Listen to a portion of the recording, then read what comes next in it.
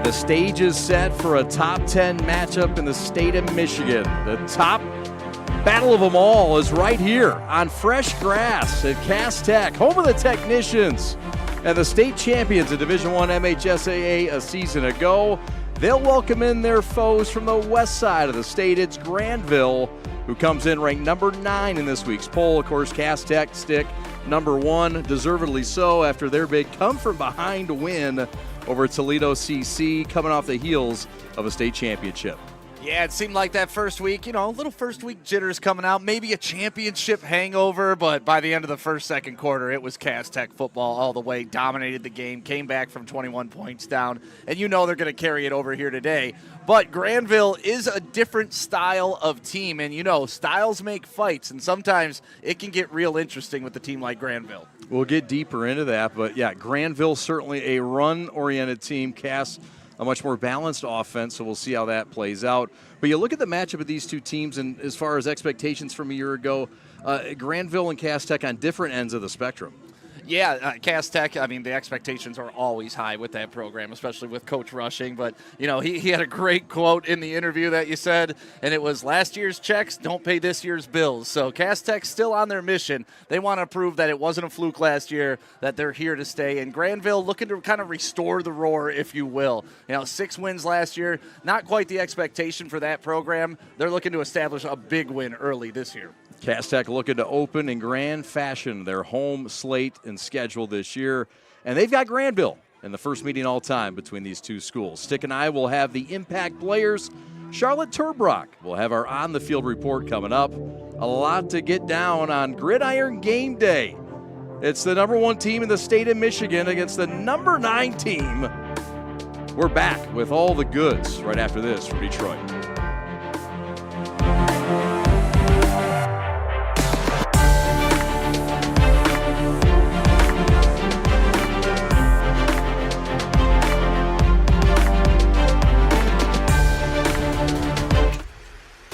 Shoulder.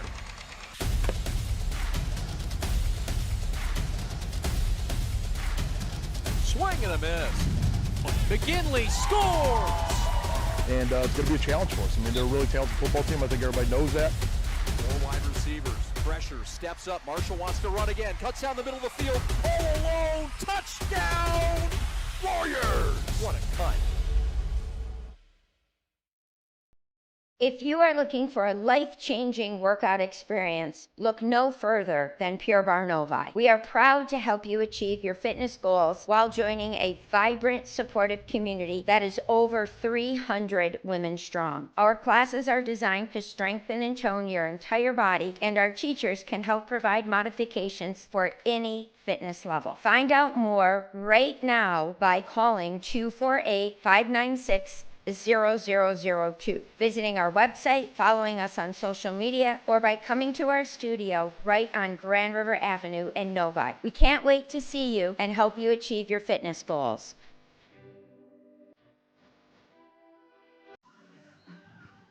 Want to thank our food sponsor tonight, Smokey G's Smokehouse, located at 2670 Atwater Street in Detroit.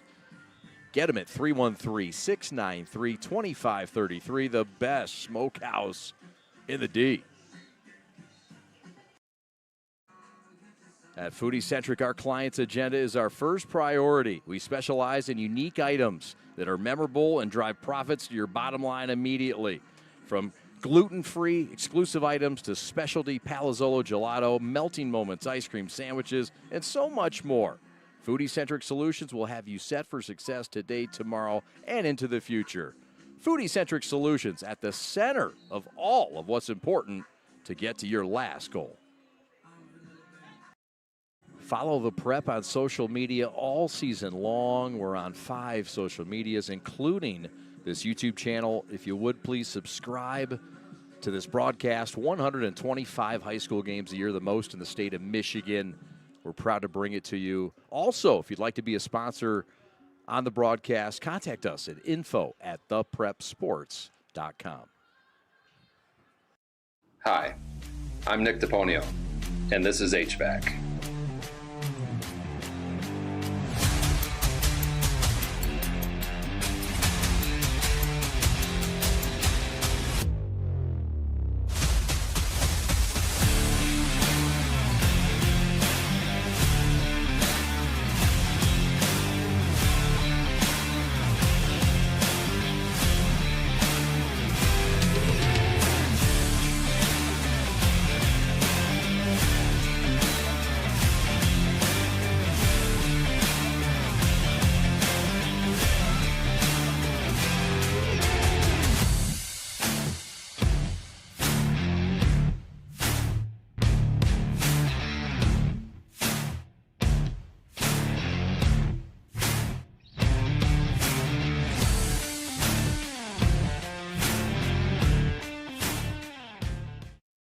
the store is set up. He's got the order, and he's off. It's a full court press. These brands are knocking it out of the park. This, my friends, is the speed we've come to expect from this team. Just look at the precision of that move. And it's out of here.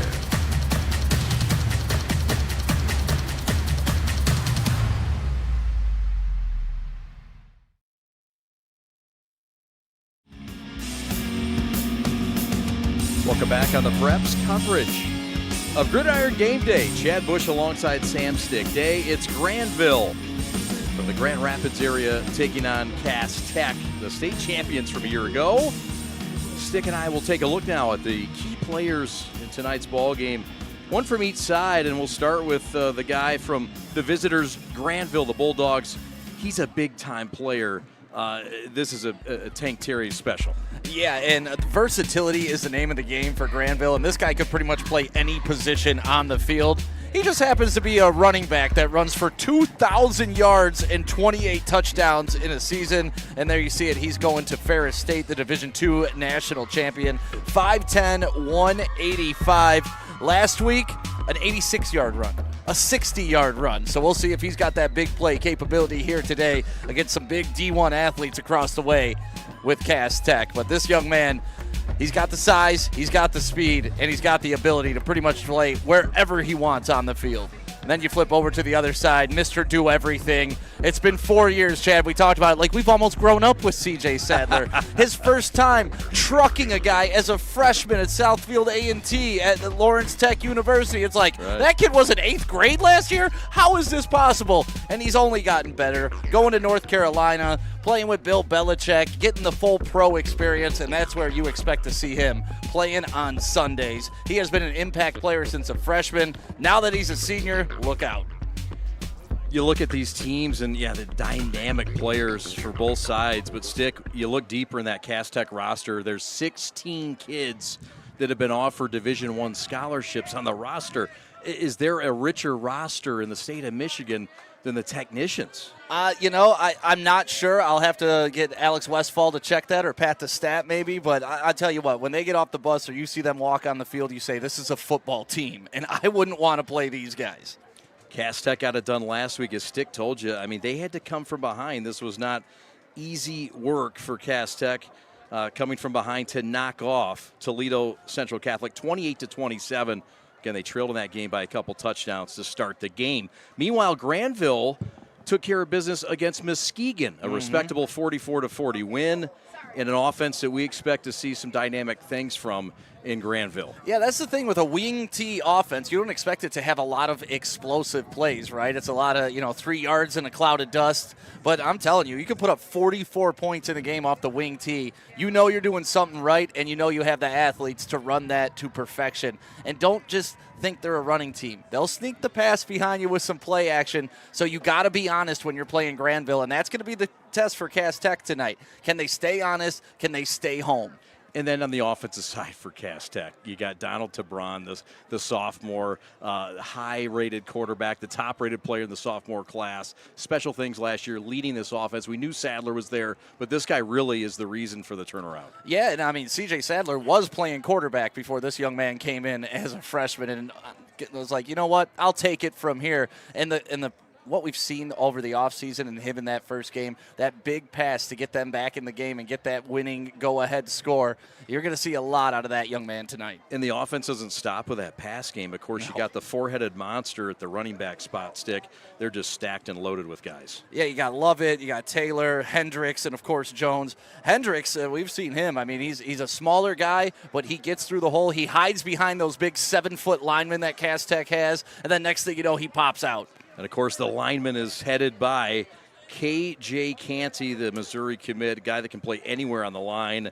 And the studs up front, Paramore and Walker, the 4-year starter, and Baker, the sophomore, the next top lineman at Cass Tech. And then the Evan Gooden, the 3-year starter at right tackle. All right, we're getting set for kickoff. We'll take a timeout. Charlotte Turbrock is just around the corner. She's got her on the field report. We are the Prep, live from downtown Detroit. Cass Tech High School. It's fresh, green, luscious turf. And by turf, I mean nice, real grass, and it looks so nice. Glad you're with us tonight. Happy Friday, everybody. Back with more after these. Hi, I'm Nick DePonio, and this is HVAC.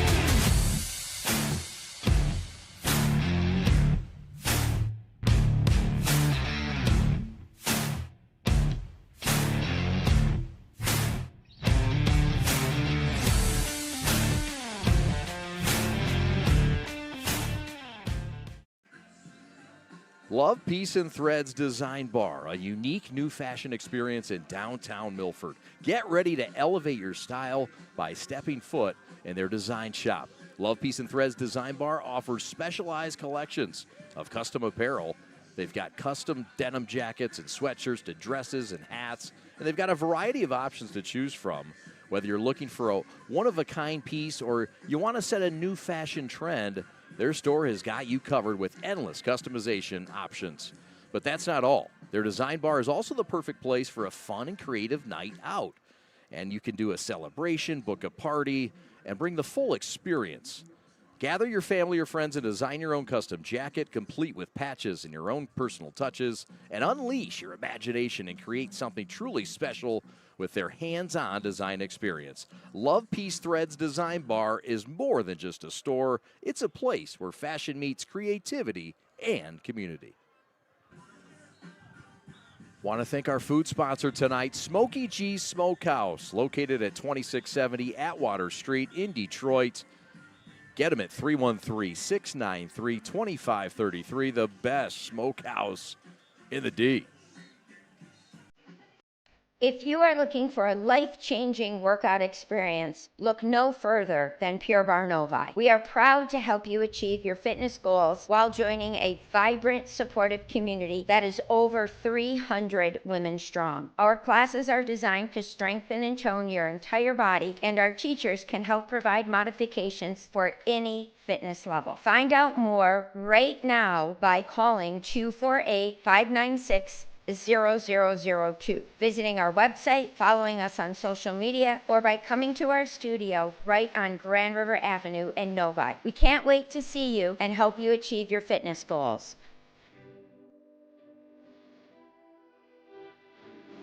The store is set up. He's got the order, and he's off. It's a full court press. These brands are knocking it out of the park. This, my friends, is the speed we've come to expect from this team. Just look at the precision of that move. And it's out of here.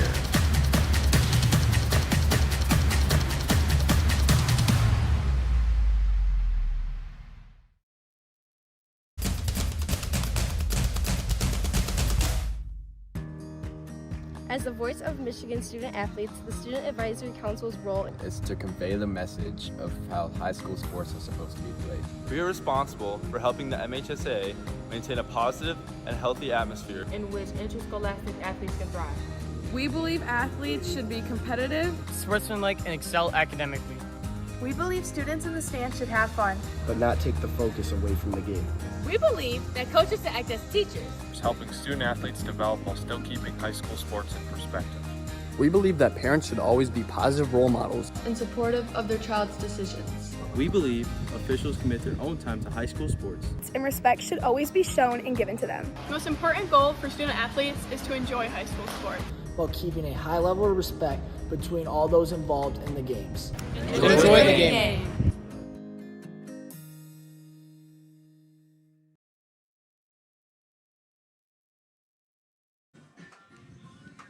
Watch the live broadcast right here on the Prep. Watch and subscribe. Here's the QR code. Follow us all season long, 125 games of high school action right here live and on demand on the Prep. All right, this is Adam. Take 2. Mark? I guess. I go like this. The best part about playing football in Texas has to be the reaction from the community. I want to encourage others to play volleyball or choir because you get to experience new things and do stuff that you've never done before. My reason why is passion. My reason why is pride.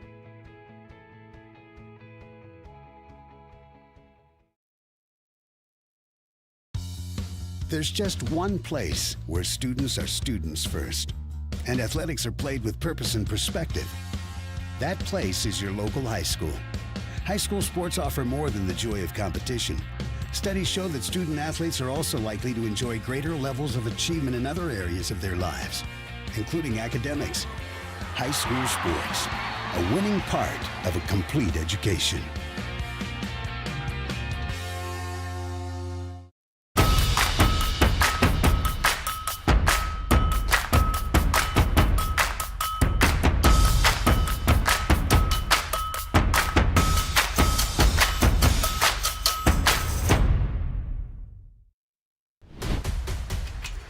Lowering the shoulder.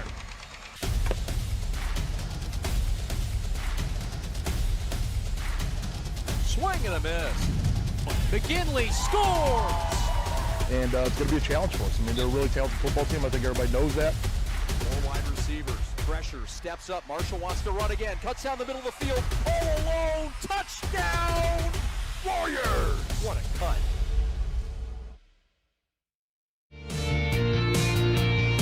Week 2 of high school football about to get underway. Before we get this thing started, let's go on the field to our sideline reporter, Charlotte Turbrock. Charlotte. Thanks, Chad. Before kickoff here shortly, the wind is checking up to be a factor in tonight's game with speeds ranging from 19 to 21 miles per hour. Now, the wind will affect these two teams very differently as Grandville is a very run-heavy offense. Last week, they only threw 4 times and relied on their run game about 90% of the time. On the other side, Cass Tech is a more balanced offense, but they will be looking to their star quarterback to make some big plays in the air here tonight. The wind could be a factor in setting the tone early on. Let's see here shortly. Chad, back to you. All right, Charlotte, thank you very much. Yeah, Stick, she's spot on. I mean, this is going to be a challenge more for the team that relies on the pass game. Grandville doesn't rely on the pass game at all.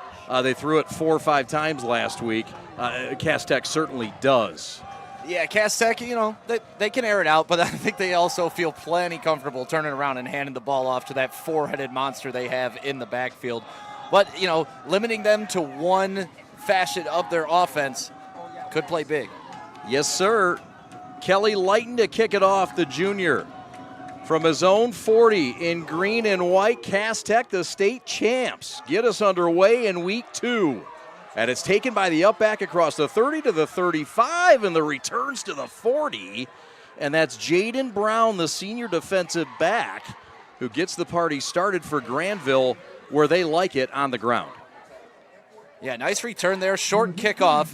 You know, special teams for Cass Tech is kind of an anomaly. Sometimes they're great, sometimes not so much. There you see the starters for Grandville. Jaden Terry, the featured player of that offense. He is already the all-time leading rusher in the conference, and he's only completed 3 years, has a full senior year to go. Wing T double tight, handoff goes up the middle, I think, and it's a gain of 5 yards. It's a healthy gain. The handoff is to DJ Hardiman, the junior running back. Stick, tell us more about this offense and what folks can expect from the Bulldogs. I mean, a lot of misdirection. You're going to get 3 fakes pretty much on every play, and it's really on the middle linebacker to be able to decipher where the ball goes.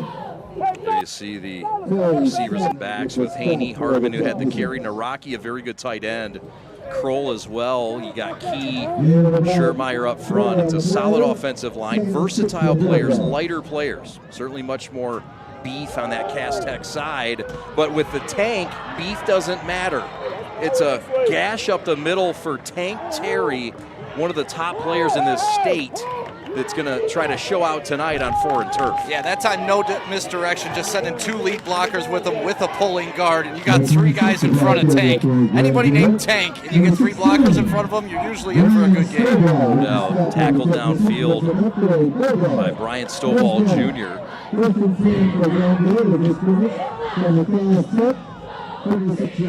So 1st and 10 from the 46, and we've got a pre-snap penalty. Penalties last week for Cass Tech. Marvin Rushing said we're a bit of an issue. We got to clean that up a little bit. A lot of week 1 stuff, and they've got a neutral zone infraction here already, and it's going to set up a short 1st and 5. Yeah, and we've called a ton of Cass Tech games in the past, and you know what? For all their athletic ability, they can make up for some of those mistakes, but sometimes gets a little bit out of control with the penalties. So if they can control themselves here, it'll give themselves a much better chance, obviously. Tank Terry, Ferris State commit, the guy to watch in the backfield. He went for an 86-yard touchdown last week, and he went for 2,000 yards last year. The give is to his teammate, who needed 4, he got 2. That's Braylon Haney, so now you've seen the 3 featured backs for Grandville. It sets up a 2nd down and mid. And you've also seen the 6 plays that you can run out of the wing tee. Power left, power right, fake option, and that's pretty much what you're going to see all game long. Like I said, it's going to be a big day for number 11 out there for Cass Tech. He's their middle linebacker. He's playing that spot where he's got to make all the identifications of where that ball is going. Double tight formation, 3 running backs, 2 tight ends, and another flag and another offsides. Neutral zone infraction on Cass Tech. So that's going to give them a 1st down. They needed 2, they get 5, and all just like that. Granville doing what they want to do, Stick. Not only controlling the ground, but running that clock. Yeah, deflating too. They're kind of taking the momentum out of the game early for Cass Tech. There you see Summers up front with Fernandez, Livingston, and Thomas. Taylor Thomas, the freshman, opening a lot of eyes last week down in Detroit at Wayne State. Marcus Jennings, Julian Taylor, and Brian Stovall Jr. are the backers, and the back end is special as well. We'll meet them in a moment. Right now, Grandville driving their way down the field with little resistance. The up back gets the carry here. That's number 33, DJ Hardiman, his 2nd carry. And the 5'10", 210-pound fire plug fights his way forward for 4 or 5 yards, and Grandville having their way right now, Stick. You see the back end with Corey Sadler Jr., the top-rated player in the state of Michigan, committed to North Carolina, but there's more talent on that back end, including LaMarcus Army, Emory Jones, and Amari Wash. Wash, a very talented young player. Taking their time out of the huddle, Grandville in no hurry to give it back to the dynamic offense of Cass Tech. Inside 9 minutes. Handoff up the middle. Who has the ball? It's a 1st down. Jaden Tank Terry has the ball. If there's ever a question, just look for the big tank in the middle of the field. Yeah, he's trucking his way. Corey Sadler at the end of this play trying to rip the ball out too, but there you go. That's that power right, and there you see him just a fight for that ball. Holds on to it, gets enough for the 1st down, and this is, if you wanted to draw it up for Grandville, how you wanted this game to start, this is a pretty good script. No doubt. They have chiseled their way down the field and churned up 32 yards on the ground. They've also taken advantage of 10 penalty yards. Double tight formation. And a change at the line of scrimmage from the quarterback, Jeffrey Fogelsonger. Handoff, Tank Terry finds the middle, finds a few, and fights forward for a couple more. Right behind some of the big bodies up front for Grandville, including Schaschermeyer, Smith, and Peters. Well, you saw Grandville kind of use a hard count there, too, and once they saw which way the defense was kind of blitzing, they went in and went back, changed the play, and decided, you know what, we're going to hand it to Tank going right and pick up 5 yards. Just staying on schedule, that's what it's all about. You wonder at what point, though, are they going to pull a play action now that they've got all the safeties sucked in and all the linebackers engaged? 2nd and 5 as they set up shop at the 14-yard line. Handoff up the middle and fighting forward near the goal line or the 5. No, it's a 1st down. Apologize, the sun in our eyes and shadows cast upon us. Beautiful facility at Cass Tech. I love seeing the Ambassador Bridge, newly remodeled train station off in the distance. No better backdrop in Michigan. Having trouble handling the power run game of Haney. I mean, if you've never played the wing T, which not a lot of teams on the east side of the state play, it's tough to defend. First and goal from the 6. Grandville making a statement in Detroit. It's Hardiman again, and he's going nowhere. Right up against that stout defensive line led by Fernandez and company, along with big number 93. That's Antonio Hall, the sophomore.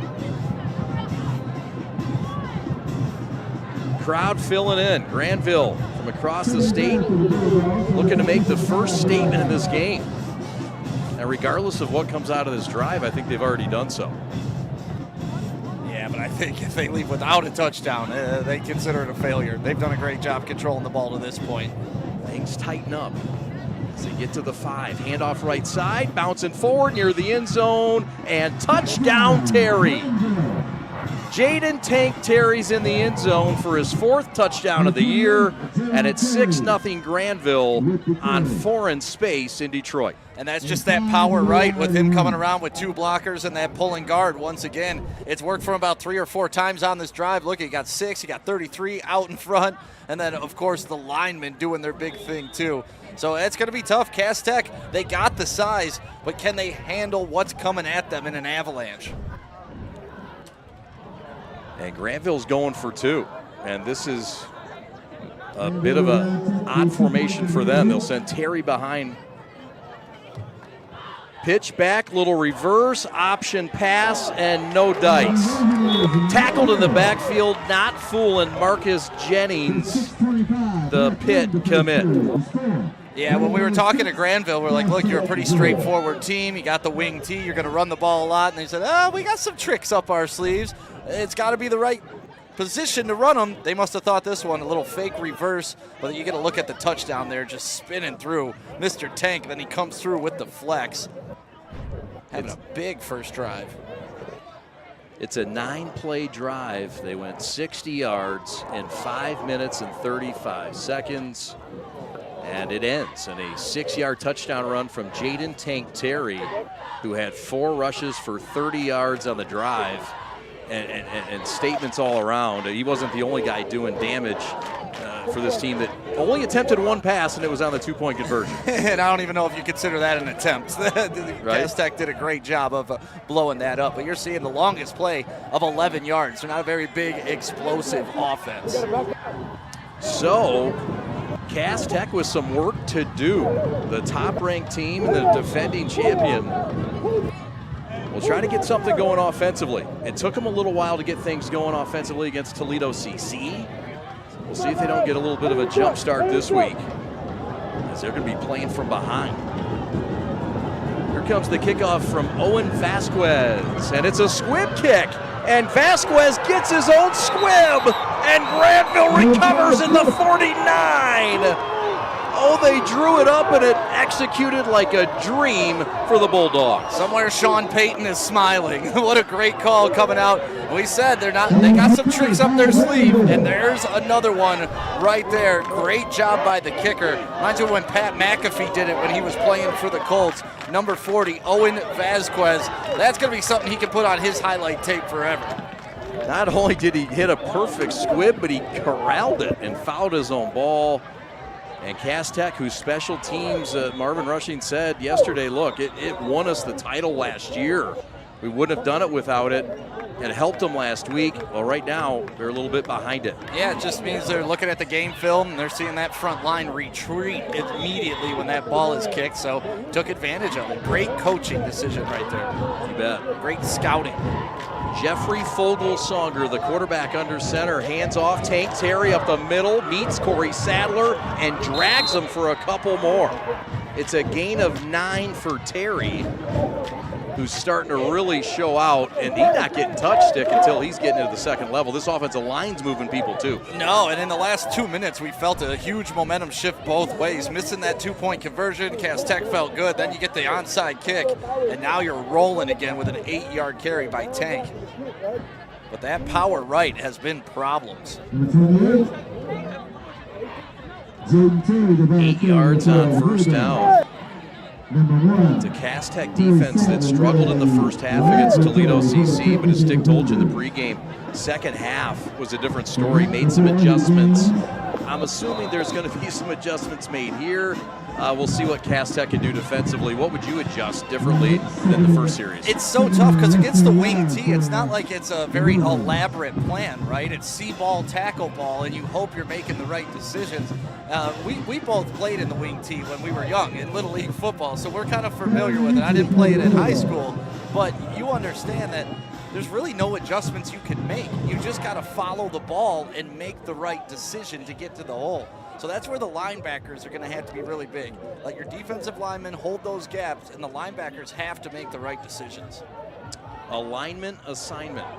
Arvin Rushing said to us in the call yesterday, got to really focus on our keys and our alignment. If the alignment's not proper, we're not going to be able to make the plays, and focus on the keys. And he says tackle your man. Tackle whether everything. he has the ball or not, tackle everything. Yep, I mean, and that's the name of the game. That's why it's tough to make an adjustment on this. It's not like, oh man, they're passing all over us, we should start blitzing from the left. It's like, we already got everybody crammed in the middle as much as we can. How do we stop it? You know, we ran into this my senior year at Orchard Lake St. Mary's against a team called Ortonville, and they were running the wing T to perfection. We were undefeated during the regular season, but Ortonville came in with that wing T, couldn't stop them. Yep. Grandville would love nothing more than to see that Cass Tech offense and its high-flying potential sit on that sidelines for a full quarter. Stand up, green guys. Fernandez in on the tackle, along with his teammate on the up front, number 44, Martez Livingston. And that sets up a second down and long. This has been the toughest spot for Grandville's offense so far in this game. Yeah, and one thing I want to mention too is the Grandville line. Even though they looked undersized right now against Cass Tech, they are moving in unison and they are moving bodies backwards. As you know, that line position is about leverage, so sometimes being a little shorter lineman can be beneficial. He says we're physical and fast, and that sometimes in this offense is more important. Inside give to the fullback and up back, and he's down at the 29. It'll set up a third and mid for Grandville. That's DJ Hardiman. And here's another look at the fullback who's shown out tonight so far. Yep, a little fullback trap. So you try to just beat the defense. They're so used to tracking the running backs. You try to hit them right up the middle. But Cass Tech has done a good job on these first two downs. Now, can they get off the field on third down? But also, we're probably in 4-down territory. So Grandville's saying, if we can get 2 to 3 yards here, we're in good shape. And that's the thing with this offense is you can just trust that you're going to get 3.3 yards every time at minimum. Quarterback keeper bootleg left side. Nobody caught him, and he's going to get inside the 20 and get a first down. How about the ball hiding by Fogelsonger? The quarterback moved the chains. Grandville on the hustle. Yeah, he put that ball right on his hip with his left hand, and look, oh, no one sees it. They're from the other side, but Hardiman with a great seal block on the outside too, able to get that edge. That's the first time we've seen really a trick play off of the wing T. Forced out by Wash. 2.5 to go. Grandville up 6-0, looking for more.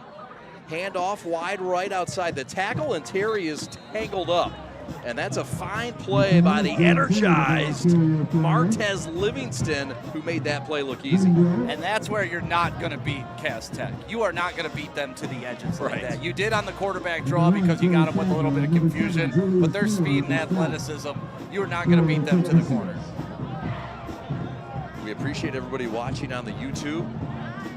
Live chat is jumping. Drew Skis, Jaden Colhanick, JMP, and Schwartz. Sure, Shots Davita's Media watching. All right. How Davita? 2nd and 10, under 2 to go. Handoff up the middle, and Cass Tech has found the ball and the ball carrier. And that's quick work there, and a tackle by the middle linebacker, the safety Marcus Jennings, the pit commit. Yeah, good stop by Cass Tech, but I also thought that was a misread by the running back. If he would have gone off the left shoulder of his guard, that could have been a potential big game, but instead he cut it back up inside, right into the heart of Cass Tech. Also, shout out to Dr. Darius, his son, Mr. Summers, on the team. You bet. What is happening, Doc? We make it 3rd and 7 for the Bulldogs. 3rd and 6. Terry, right side, shut down.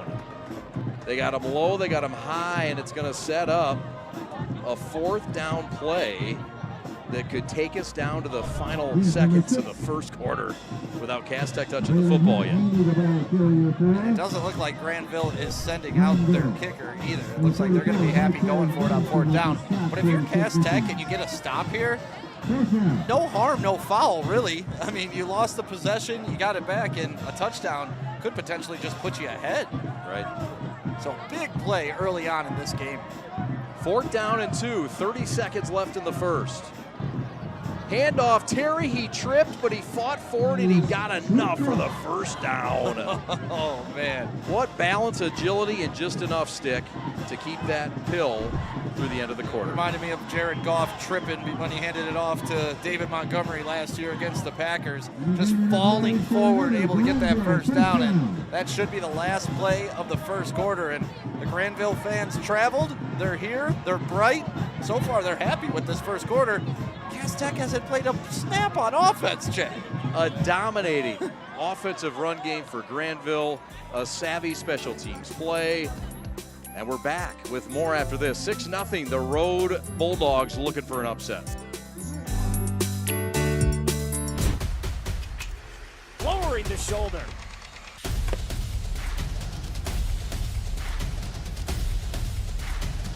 Swing and a miss. McGinley scores!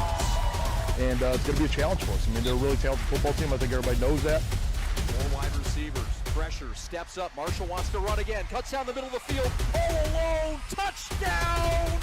Warriors! What a cut.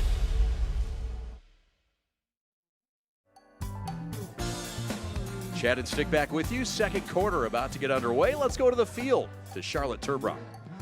Thanks, Chad. The other day, we had the opportunity to speak to Grandville's head coach, Coach Stiegel, and he let us know that he is a very risky coach, similar to Detroit's own Dan Campbell. He believes full in his offense, and his offense also believes in him. He likes taking risks, and explained to us on how in 2019 he ran a play 4th down on their very own 7, and because of that trust between the offense and the coach, they got that first down. Grandville's offense has been dominating so far in the first. Let's see what they do in the second. Chad, back to you. Yeah, we got a little Campbell down the road, and we got Eric Stiegel in Detroit, and he says, hey, I got a little of that blood in me too. He's a gambling man. Yeah, we asked him what the craziest scenario it was, and I think it was like she said, backed up to his 7. He kicked it. It was 4th and 2 on his own 7 in 2019. I mean, First Lockport, Illinois. What do you think the fans in the stands are thinking when he trots the offense out there at 4th and 7? He better get it. Yeah. And if he gets it, all's forgiven. He got the first down. They went on. They won the game. But, yeah, and look, here we go. The first play of the second quarter, and Donald Tabron and Corey Sadler in this prolific offense yet to touch the pigskin. Just underway, second quarter. Glad you're with us. Handoff. Middle of the line, that's Haney, the ball carrier. And for Haney, that is his 7th carry. And he's now got 23 yards on the day. It sets up a second down. Yeah, that's that power left to go with the power right. And, you know, you kind of just play off that all game long.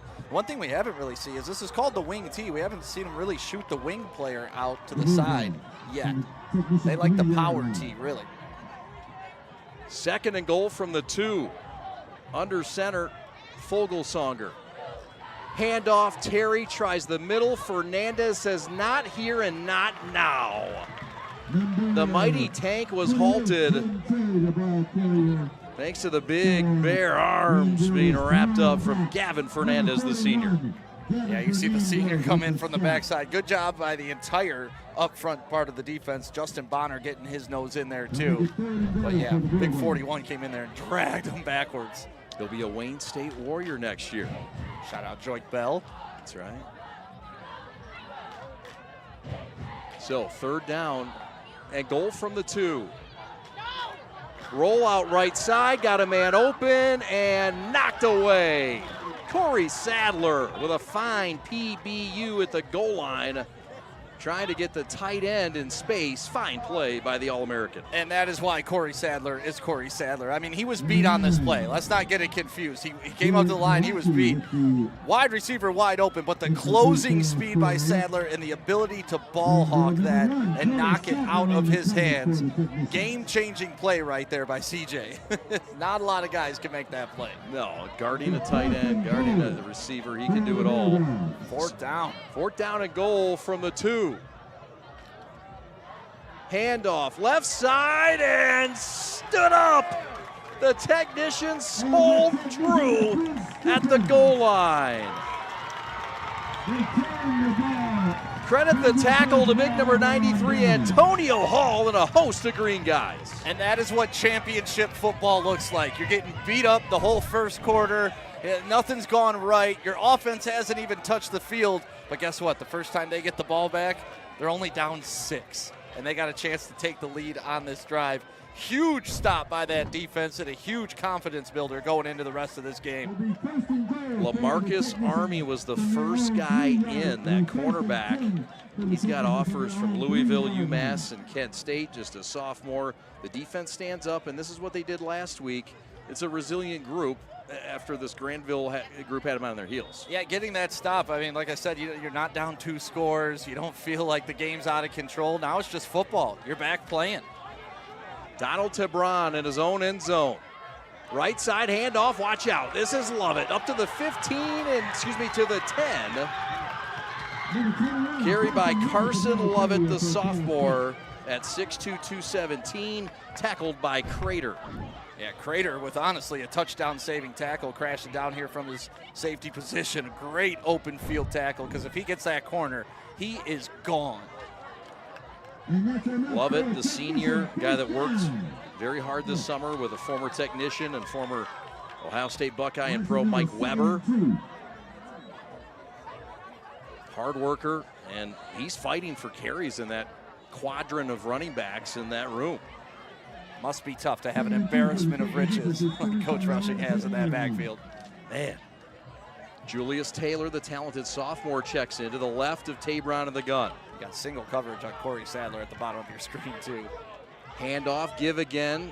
This time, it's to Julian, and he's going to work his way. It's Julius Taylor, the sophomore, and he fights his way up. They like Taylor's skill set. Yeah, hides behind his big lineman there, and there you see him. Number 52, Jaden Davis, getting out, clearing out about 3 guys on that one play alone. Big, strong, athletic, getting to the outside. There you see KJ Khalif Canty, the left tackle, one of the best in the state. Josh Paramore, Walker, the 4-year starter, Baker, the future star, and sophomore right guard, and Antoine Wilkes Jr. at right tackle. First down and 10 from the 19. Technicians on the move. Tabron, the sophomore stud, back to pass.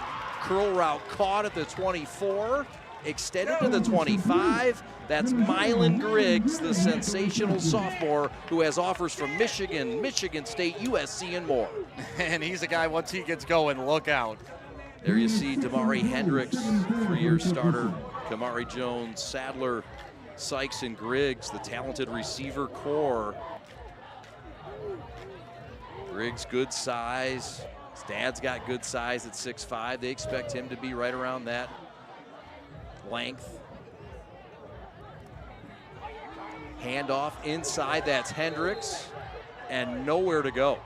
It'll be 3rd down and mid, and the quick defense of Grandville got in a gap here, Stick. Yeah, I thought Grandville got away with a little face mask on that play too, but if it wasn't called, it didn't happen, I guess. And here you go, nice run up the middle with Hendricks, who hides behind that line of scrimmage, and there you get a look at that face mask. Number 51 reaching in, great replay by our team right there. Nolan Stelma got away with one. 3rd down and 4. Tabron in the gun. 4 wide. Looking right, curl route, Sadler caught. 1st down and more. Watch out, Sadler at the 40. One man to beat at the 50, and he won't get him. Tank Terry says no more, but Sadler said I showed enough big-time players in crunch time. Yeah, you got to respect his speed. So as a cornerback, you got to play off of him. And on that drive, I've been watching him solely. He's been running that curl around every time. He's wide open. That's there all day if they want it. Because the minute you press up on him, next thing you know, he's 20 yards behind you.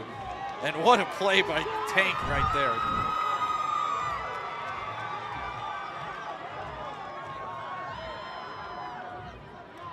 Inside give, it's Lovett again, and he's got a couple swallowed up by double nickels. That's 55, that's Evan Wyman, the senior.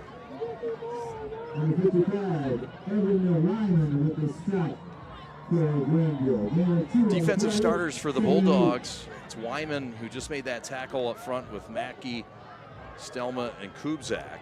Kroll, Ricky, and Haney, the backers. And Brown, Terry, Carter, and Leonard is the back end for the Bulldogs. 7:20 to go. Tabron. Handoff right side. Watch out. It's Lovett. Right sideline. They'll never get him. Lovett to the house. He goes so long, everybody. Carson Lovett for 6. And we're knotted up here in Detroit. Big plays can strike at any time when you have this many athletes on the field. And Grandville, known for their misdirection. Cass Tech got you with a little play action pass, or a little play action there too. Little misdirection. There is a flag on the play. I'm assuming that's for celebration because I didn't see it on the field. Oh, it's on Grandville, you're saying? It is on Grandville. It's a personal foul chop block. So they'll take that on the kickoff. Here comes the extra point by the new kicker this year. But how about the run by Lovett? He's got a lot to offer, a unique skill set. Yeah, nice lead block out there. And then once you get the Gazelle in the field, he is just running. You see Corey Sadler put his finger up about the 20-yard line. They knew that that was going to be a touchdown as soon as he turned that corner. Here comes the extra point attempt by Fabian Garza. Replaces George Murillo Sanchez. Extra point is up and good. So Cass Tech answers with a drive of their own.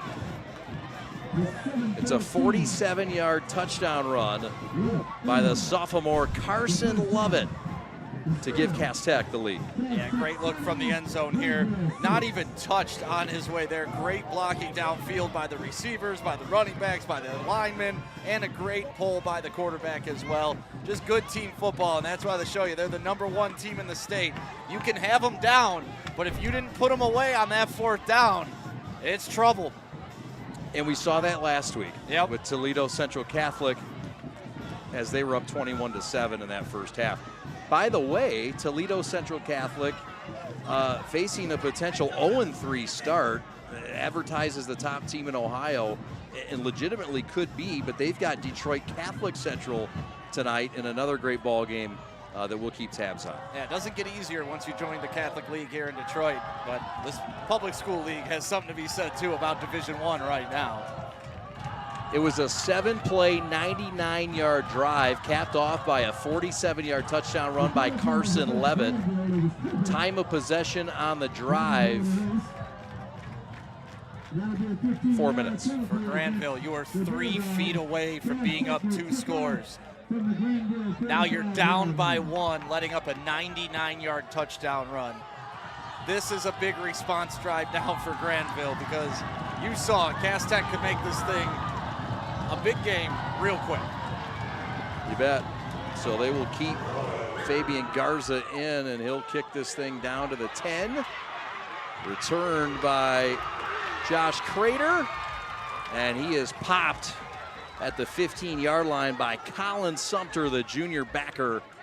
And here comes this fired-up Cass Tech defense, turning offense to defense, the momentum and the wave and the emotions led by the offense. Yeah, game of inches, game of emotion, and here, just a game of speed. Look how fast he is getting up that sideline. The people behind him are a blur, Chad. Our cameraman can't even keep up. Carson Lovett, 3 carries for 59 yards on the drive. That's a 20-yard average. It's pretty good. Grandville back to work. 1st and 10. Oh, a big pop on the interior line.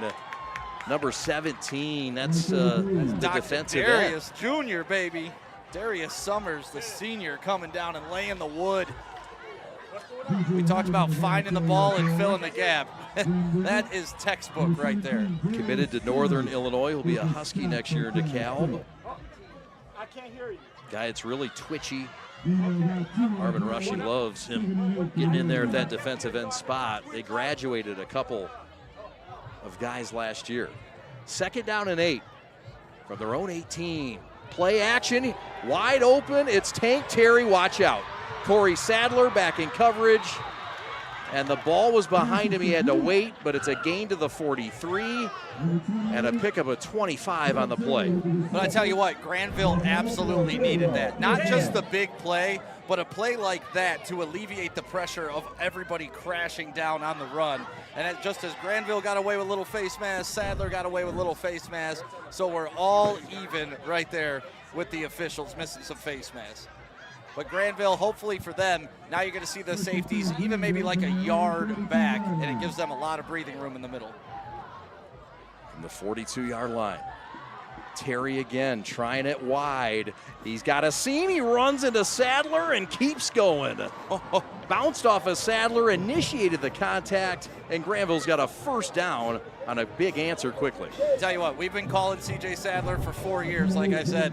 I don't think I've ever seen anybody run into him and bounce him off them. Usually it's Sadler putting his athleticism and his strength on display. That says a lot about what Tank Terry is.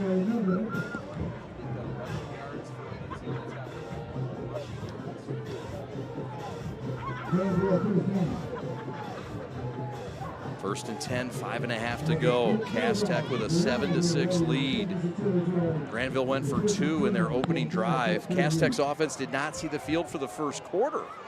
Inside handoff, it's Hardeman again. And the quick popper gets him. The fullback dive has been covered up well in this game, not there. Yeah, and that's that quick hitter. You're trying to track the ball, and next thing you know, the fullback's straight up the middle, up the 1 or 2 gap, and he's right by you. That time, luckily, they were able to stop him before he was able to break that. But yeah, that was my favorite play because I was the fullback in the wing tee. I had the big forearm pads, so you couldn't even see if I had the football.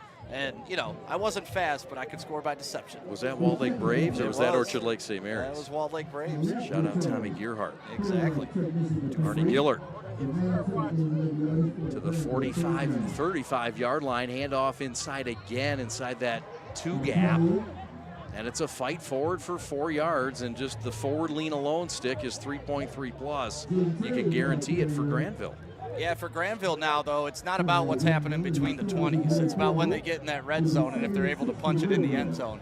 Because they'll tell you that last drive, they got down to the 1-yard line. But I don't think they like how it ended. Well,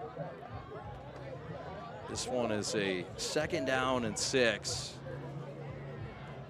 The senior signal caller, Jeffrey Fogelsonger, hands off to Terry. Terry skips his way near the 1st down marker, couple yards shy of it. It'll set up 3rd and short, and this is the position Grandville likes to be in. Tackle on the play by Martez Livingston, the junior who's gotten a lot of run in this game. One of the new defensive ends that we're seeing this year from the senior graduated defensive ends last year. Yeah, he did a great job tracking the ball on that and breaking them down before he was able to pick up the 1st down. But here you go, 3rd and, 2 or 3. They've had a couple trick plays, couple play action. Let's see what they do. I'm predicting just running straight at him. Movement up front, no call. Terry forward lean. He's got the 1st down. Inside the 25 to the 24. Move the chains.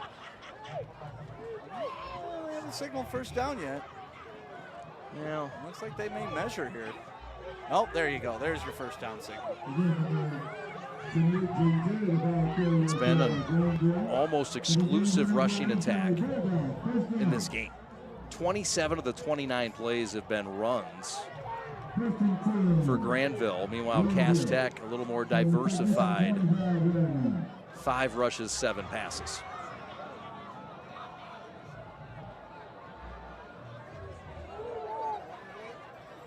Hardiman fights forward for 5.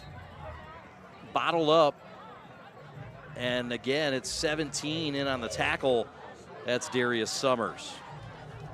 Well, we told you it's a build matchup between a couple of teams that are highly touted. The top matchup in the state between 2 teams in the top 10, Stick.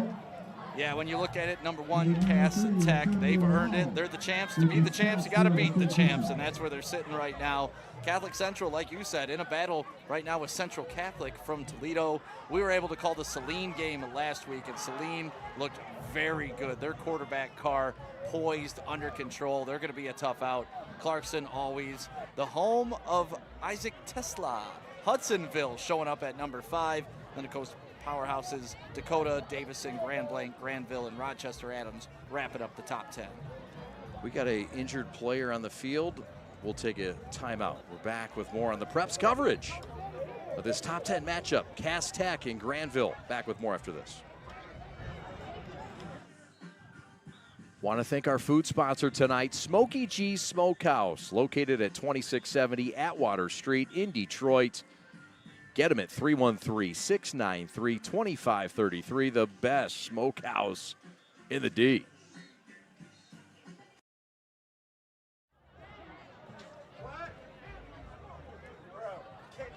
All right, looks like all is well with double fours Martez Livingston, who's been a big part of this defensive effort by Cass Tech. And we've seen some improvements, but nonetheless, Grandville feels comfortable, especially in positions like this in second and mid. Yeah, they definitely calmed the tide. I mean, Cass Tech, you could feel the energy after that touchdown, and now it's like, okay, Grandville's on the march again. Let's see if we can stop them.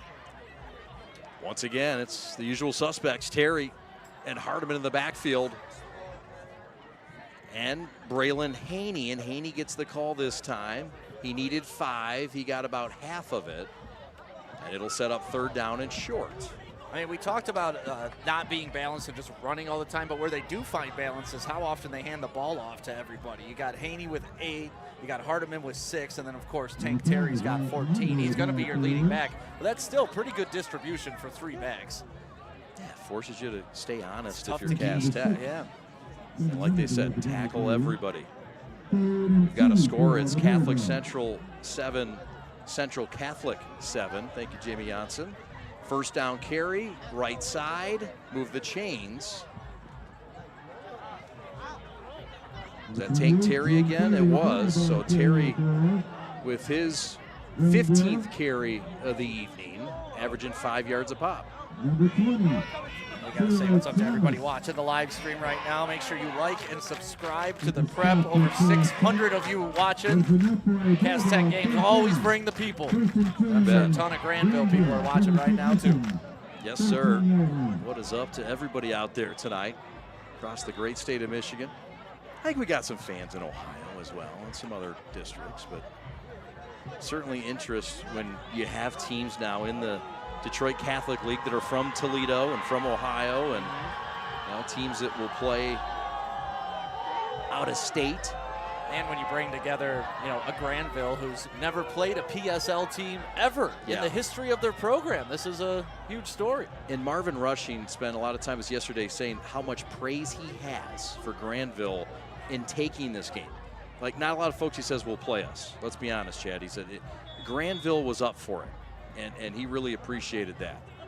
And so far, they have been up for it. They have. 1st and 10. Fake outside.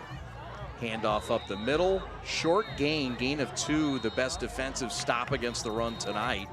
And the freshman has his hands all over it. Taylor Thomas. I like what Marcus Jennings was doing on that play. We talked about just tackle everybody, right? 6 didn't have the ball, but Marcus Jennings was like, you know what? I'm going to hold on to you to make sure that you're not going anywhere. And that's what you got to do against this wing T. Well, the Technicians, champions from a year ago. It didn't start easy for them. They started 2-2 on the year, finished 10-0, knocking off Hudsonville for the state title. 2,300 strong in enrollment, Division I. Again, 12-2 last year out of the DPSL, and it was their 4th state title in school history. Jordan Lewis amongst the many of pros playing for the Technicians. He's with the Jaguars this year. And as we come down to the final 90 seconds of the first quarter, Cass Tech has been the standard of the city of Detroit, and their body of work last year with what Marvin Rushing was able to do and bring back a title to this thirsty school for football was something special. Yeah, and let's be honest, when we started this 4 years ago, King was kind of the king of Detroit. Yeah. Cass Tech was thought of as coming to fight for the position, but since then, Rushing has put his stamp on this city, and Cass Tech has proven to be top dog. You bet. So, here we go. 2nd down and 8. Grandville on the 11. Handoff, Tank Terry left side, stood up. Gain of maybe a couple. It'll set up 3rd and mid. Timeout on the field. And we'll take it with them. So, with 80 seconds remaining in the first half in Detroit in this top 10 matchup on the prep, we've got a 1-point game. Grandville trying to take the lead at the break. Back after these.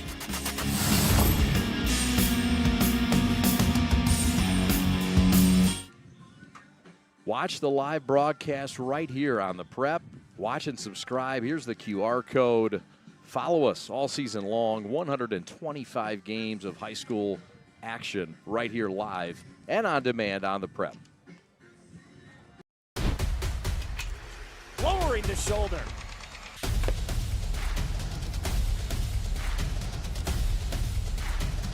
Swing and a miss. McGinley scores.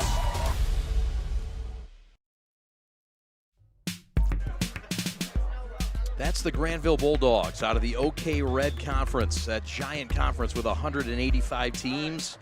2,400 is the enrollment. Division I, 6-5 last year, but like Cass Tech, they also had a slow start. 0-3 to the beginnings. They finished 6-2. They got revenge. They knocked off Rockford in the playoffs. State champs one time. That was in '96 when they won it all in Class A. Back to the action here. Handoff left side. It's the big man Hardiman, and he stood up and thrown down. And that's number 9.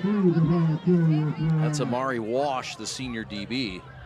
And here we go. That brings up a 4th down and maybe, 3? 4th down and 4. See what Grandville does with it. Looks like they're going to take a timeout. Talk about this. This is a big play once again. We talked about, it's great. You can move the ball between the 20s. Once you get down to money time, though, it kind of shrinks the field. Cass Tech, their athleticism is starting to take over once you get down there in their size. Last week, Granville knocked off Muskegon 44-40. And here on the road stick, you look against Cass Tech. I mean, you want to get the nerves out and start off with a good drive. I mean, they started off with a first quarter that was an absolute dream. It was flawless. It was perfect, all until you got stopped at the 1-yard line.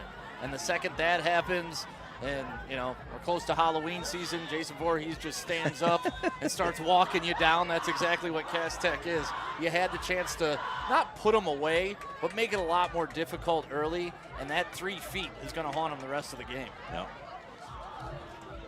So, this is a Grandville offense. It's done their work on the ground, as we mentioned, but there are some trick things up the sleeve. We'll see what they come out with here. Hustling to the line. 4th and 4. Quarterback, Fogelsonger. This is the same formation from the 2-point conversion. And we got another timeout. And this time we'll take it with them. 1:10 to go, 4th and 4 coming up. 3 straight timeouts, not fun for anybody. We'll step aside. We're the prep. More after this. At Foodie Centric, our client's agenda is our first priority. We specialize in unique items that are memorable and drive profits to your bottom line immediately. From gluten-free exclusive items to specialty Palazzolo gelato, melting moments, ice cream, sandwiches, and so much more. Foodie Centric Solutions will have you set for success today, tomorrow, and into the future. Foodie Centric Solutions at the center of all of what's important to get to your last goal.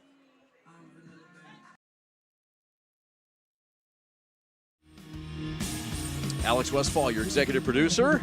Tempo and hustle to the line, 4th and 4. Motion Hardiman. Trying to get him to jump. Another timeout. Are you kidding me? They hustled to the line, tried to get him to jump. Cass Tech, this is what Rushing was talking about. They needed discipline. That was a great discipline play there, though, Chad. Everything speeds up. The team's running out there. You think they're going to snap the ball quick, and they didn't take the cheese. They didn't bite.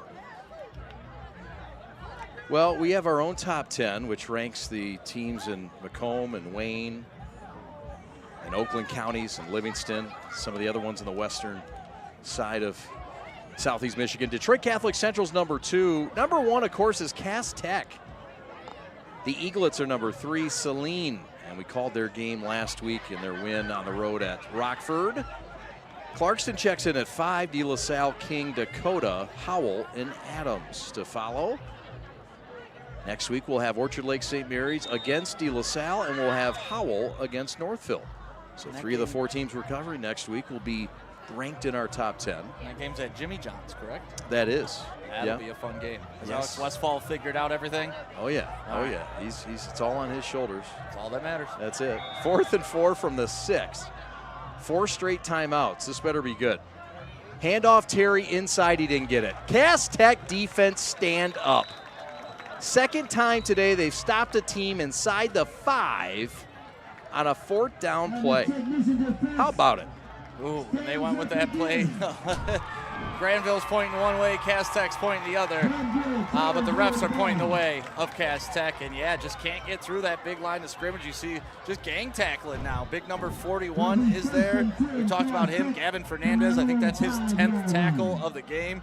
You see Victor Polk having a good time now on the sidelines. Those are 2 massive stops for Cass Tech.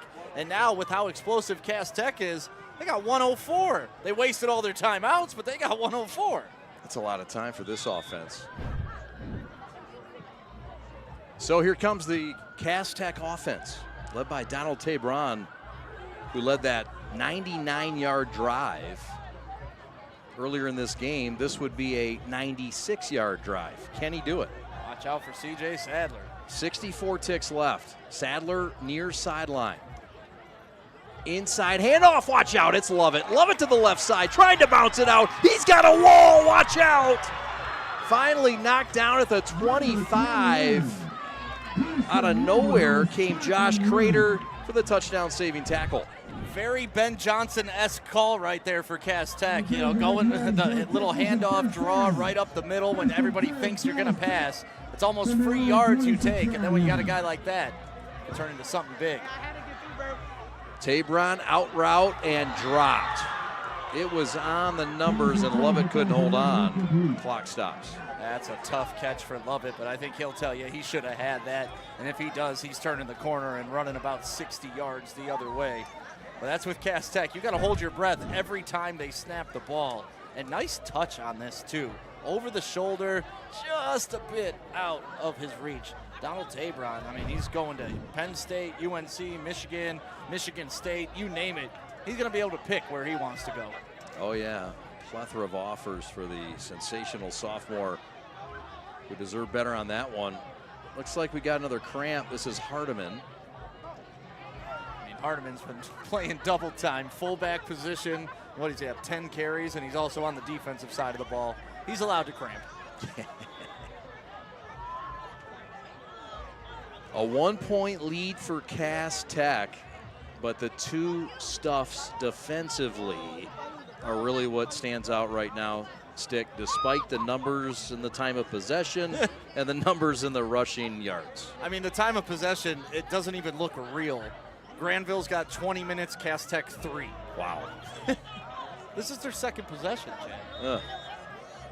Joe Conway captaining this fine official crew today. Pressure up the middle. Tabron is going to go down.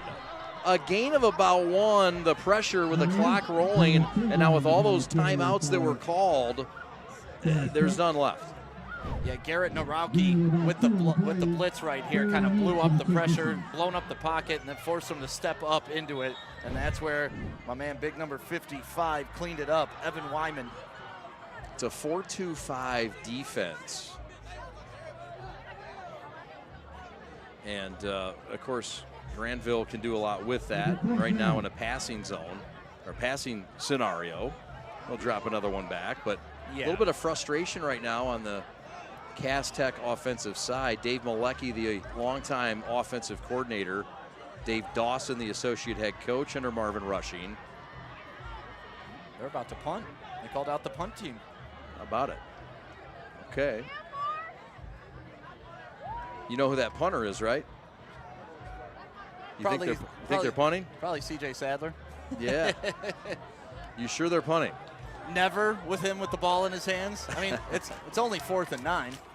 Josh Crater's a dangerous return man. He will come up and watch this thing hit and take a home cooking bounce.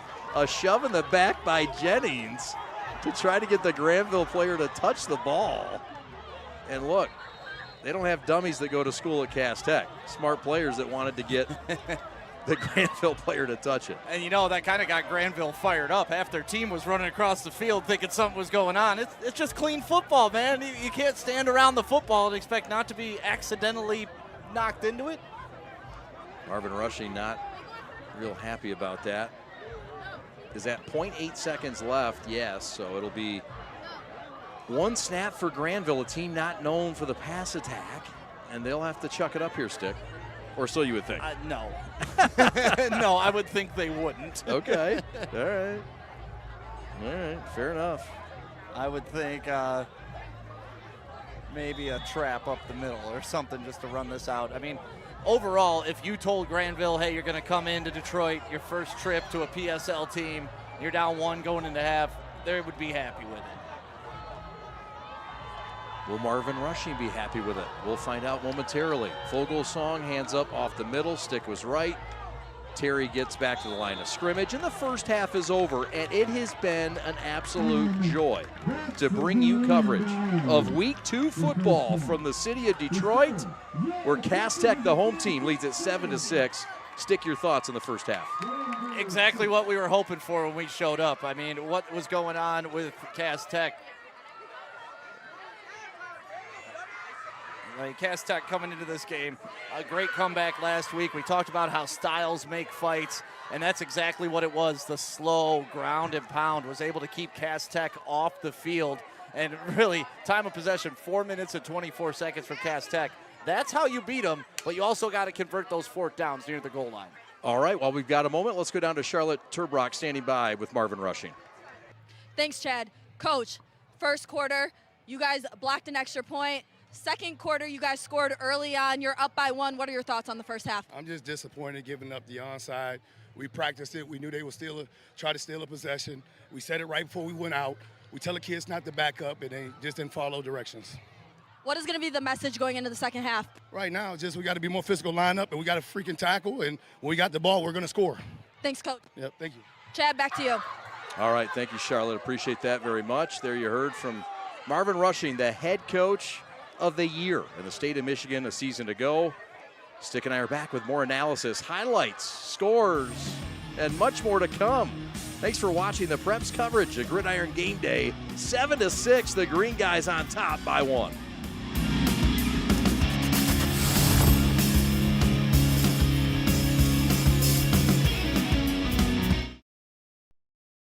If you are looking for a life-changing workout experience, look no further than Pure Barre Novi. We are proud to help you achieve your fitness goals while joining a vibrant, supportive community that is over 300 women strong. Our classes are designed to strengthen and tone your entire body, and our teachers can help provide modifications for any fitness level. Find out more right now by calling 248-596-0002, visiting our website, following us on social media, or by coming to our studio right on Grand River Avenue in Novi. We can't wait to see you and help you achieve your fitness goals.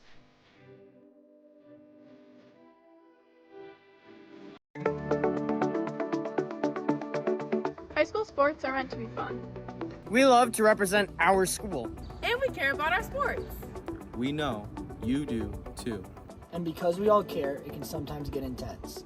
So let's make the experience more fun for everyone.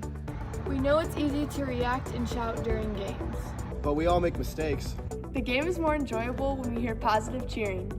Referees are human. Respect their decisions. They aren't perfect. When you feel like yelling, remember that you represent our school. We want to win, but just remember to keep the energy positive towards all. During the season, we spend a lot of time with our coaches. They have a tough job. Please accept their decisions. And be thankful for all the time they devoted to making us better. Thank you for coming to our games and always supporting us. We couldn't do this without you. We couldn't do this without you. We couldn't do this without you. We couldn't do this without you. The store is set up. He's got the order, and he's off. It's a full court press. These brands are knocking it out of the park.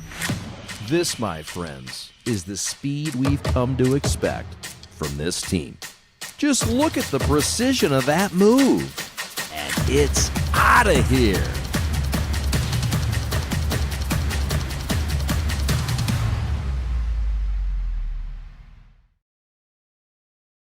Hi, I'm Nick DePonio, and this is HVAC.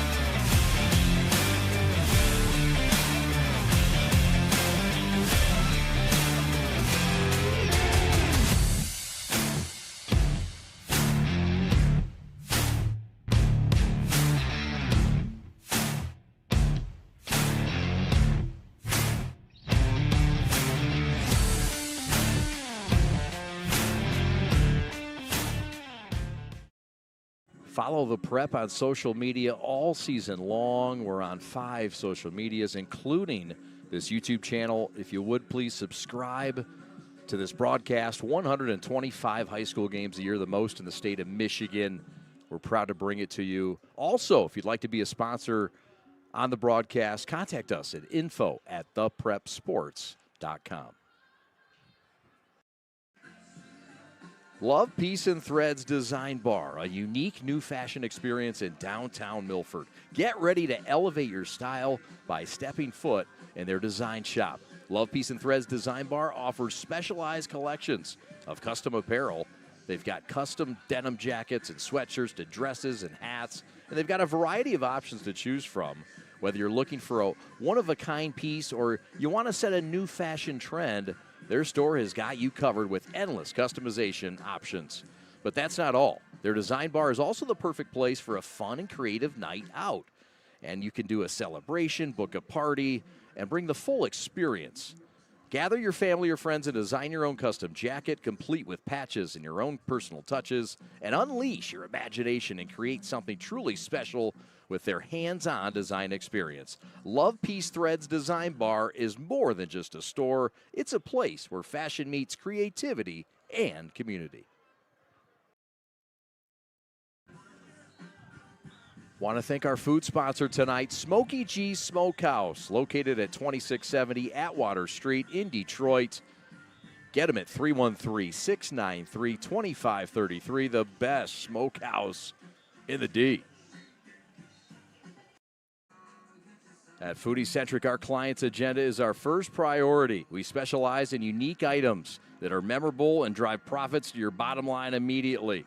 From gluten-free exclusive items to specialty Palazzolo gelato, melting moments, ice cream sandwiches, and so much more. Foodie Centric Solutions will have you set for success today, tomorrow, and into the future. Foodie Centric Solutions at the center of all of what's important to get to your last goal.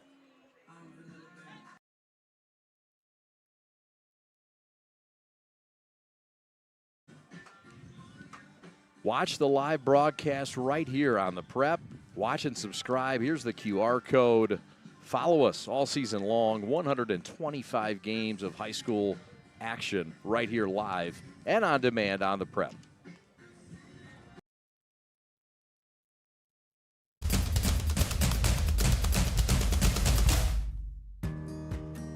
As the voice of Michigan student athletes, the Student Advisory Council's role is to convey the message of how high school sports are supposed to be played. We are responsible for helping the MHSA maintain a positive and healthy atmosphere in which interscholastic athletes can thrive. We believe athletes should be competitive, sportsmanlike, and excel academically. We believe students in the stands should have fun, but not take the focus away from the game. We believe that coaches should act as teachers, Helping student athletes develop while still keeping high school sports in perspective. We believe that parents should always be positive role models and supportive of their child's decisions. We believe officials commit their own time to high school sports. and respect should always be shown and given to them. The most important goal for student athletes is to enjoy high school sports, while keeping a high level of respect between all those involved in the games. Enjoy the game. If you are looking for a life-changing workout experience, look no further than Pure Barre Novi. We are proud to help you achieve your fitness goals while joining a vibrant, supportive community that is over 300 women strong. Our classes are designed to strengthen and tone your entire body, and our teachers can help provide modifications for any fitness level. Find out more right now by calling 248-596 0002, visiting our website, following us on social media, or by coming to our studio right on Grand River Avenue in Novi. We can't wait to see you and help you achieve your fitness goals.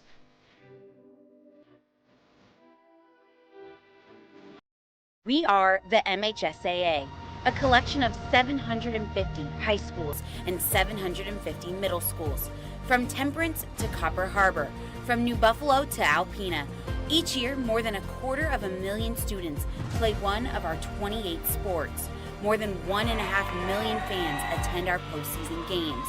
There are 30,000 coaches and 8,000 officials, not to mention all of the volunteers. The MHSAA believes in the 4 S's. School sports should be safe and kept in the appropriate scope. We believe nothing beats great sportsmanship, and that scholarship in the classroom is more important than excellence on the field or court. Most of all, we believe school sports should be fun. So come out and join us at a game. Support your school, support your community, and come see what the excitement is all about. Hi, I'm Nick DePonio, and this is HVAC.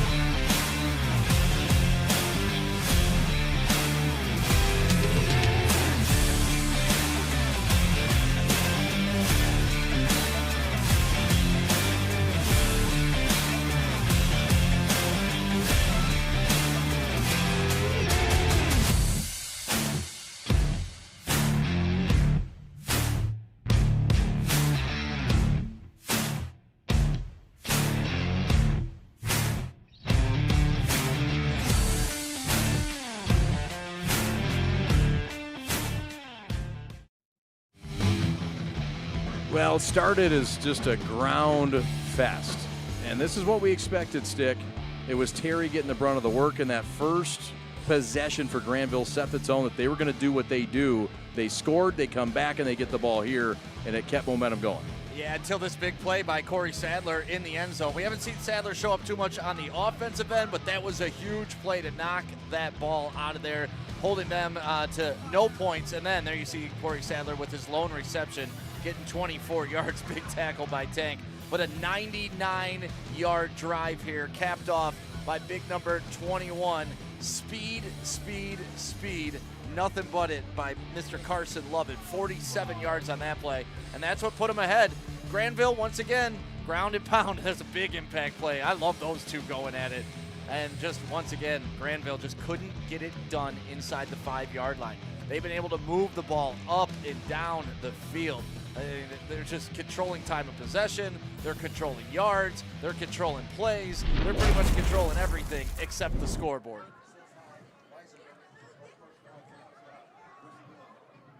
We'll go down on the field to Charlotte Turbrock in just a moment as we get ready for the second half. Charlotte is standing by. Charlotte, take it away. Thanks, Chad. Coach, first quarter you guys came out strong. Second quarter, a little bit slower pace. What was really the message in the half? Well, I think we got to finish drives. We did a good job moving the ball. We got to finish when we get down there and get points, okay? It's a one-score game or one-point game. And we got to continue to play well in defense, tackle, and again, make it our style game, 11-11, and finish. So I feel really good about it. What are some key things that you took from the first quarter and going into the second half, or the first half and coming into the second half? Any key things? Well, I think, again, we have to block all their guys. They're guys that, maybe in the backside we think we can leave. They're quick. They're coming in. We got to do a better job of cutting those guys off, containing. And then, really, though, we just got to finish drives. We hit the ball inside the 5 twice and didn't score. That's got to be who we are. Thank you, Coach. Thank you. Chad, back to you. Thank you very much, Charlotte. Yeah, he touched on it. I mean, that's who we are. We score. We convert on those when we take gambles and we take risks. Here's a look inside the numbers. Yeah, total offense, 174 yards, but time of possession is what really jumps out the screen to you. I mean, Cass Tech has really only had one possession. Their second possession came with a minute left to go in the half, so that's not really like a full possession either. 36 rushes for 150 yards. And honestly, the craziest part about this game, I don't think me and you have ever called a game where there were only 5 passes thrown for both teams combined in the first half. Cass Tech, you would expect, would have a few more passes as a part of their game, but no, they're content rushing the ball for 94 yards. Number 1 for Cass Tech, the top player in this state, one of the best players in this country, has touched the ball once on offense for 24 yards. Well, I mean, but how many plays have they run in total on offense? No, I know, but mission accomplished, right? Keep number 1 off the field. Yeah, that's exactly what you want to do. Yeah, they've run 11 plays on offense, but you should expect the Corey Sadler show to start here in the second half. Just get everybody involved. Cass Tech is going to come out with the football, and if they can score here and make this a 2-score game early, Grandville is going to be in some problems because we've seen they're not an explosive offense. They need the time to grind it out and go down the field. Lovett led the way on the ground for Cass Tech. 4 rushes for 81 yards and a touchdown. Tabron, 2 for 3 from the air for 30 yards.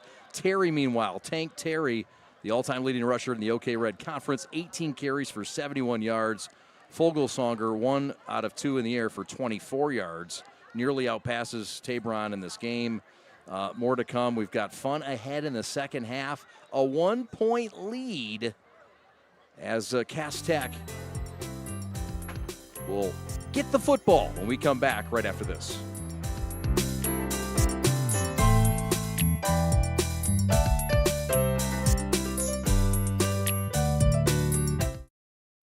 The store is set up. He's got the order, and he's off. It's a full court press. These brands are knocking it out of the park. This, my friends, is the speed we've come to expect from this team. Just look at the precision of that move. And it's out of here.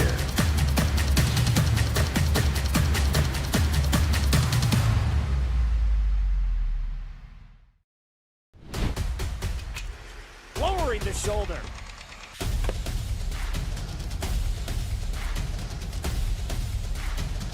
Swing and a miss. McGinley scores! And it's going to be a challenge for us. I mean, they're a really talented football team. I think everybody knows that. 4 wide receivers. Pressure. Steps up. Marshall wants to run again. Cuts down the middle of the field. All alone. Touchdown! Warriors! What a cut.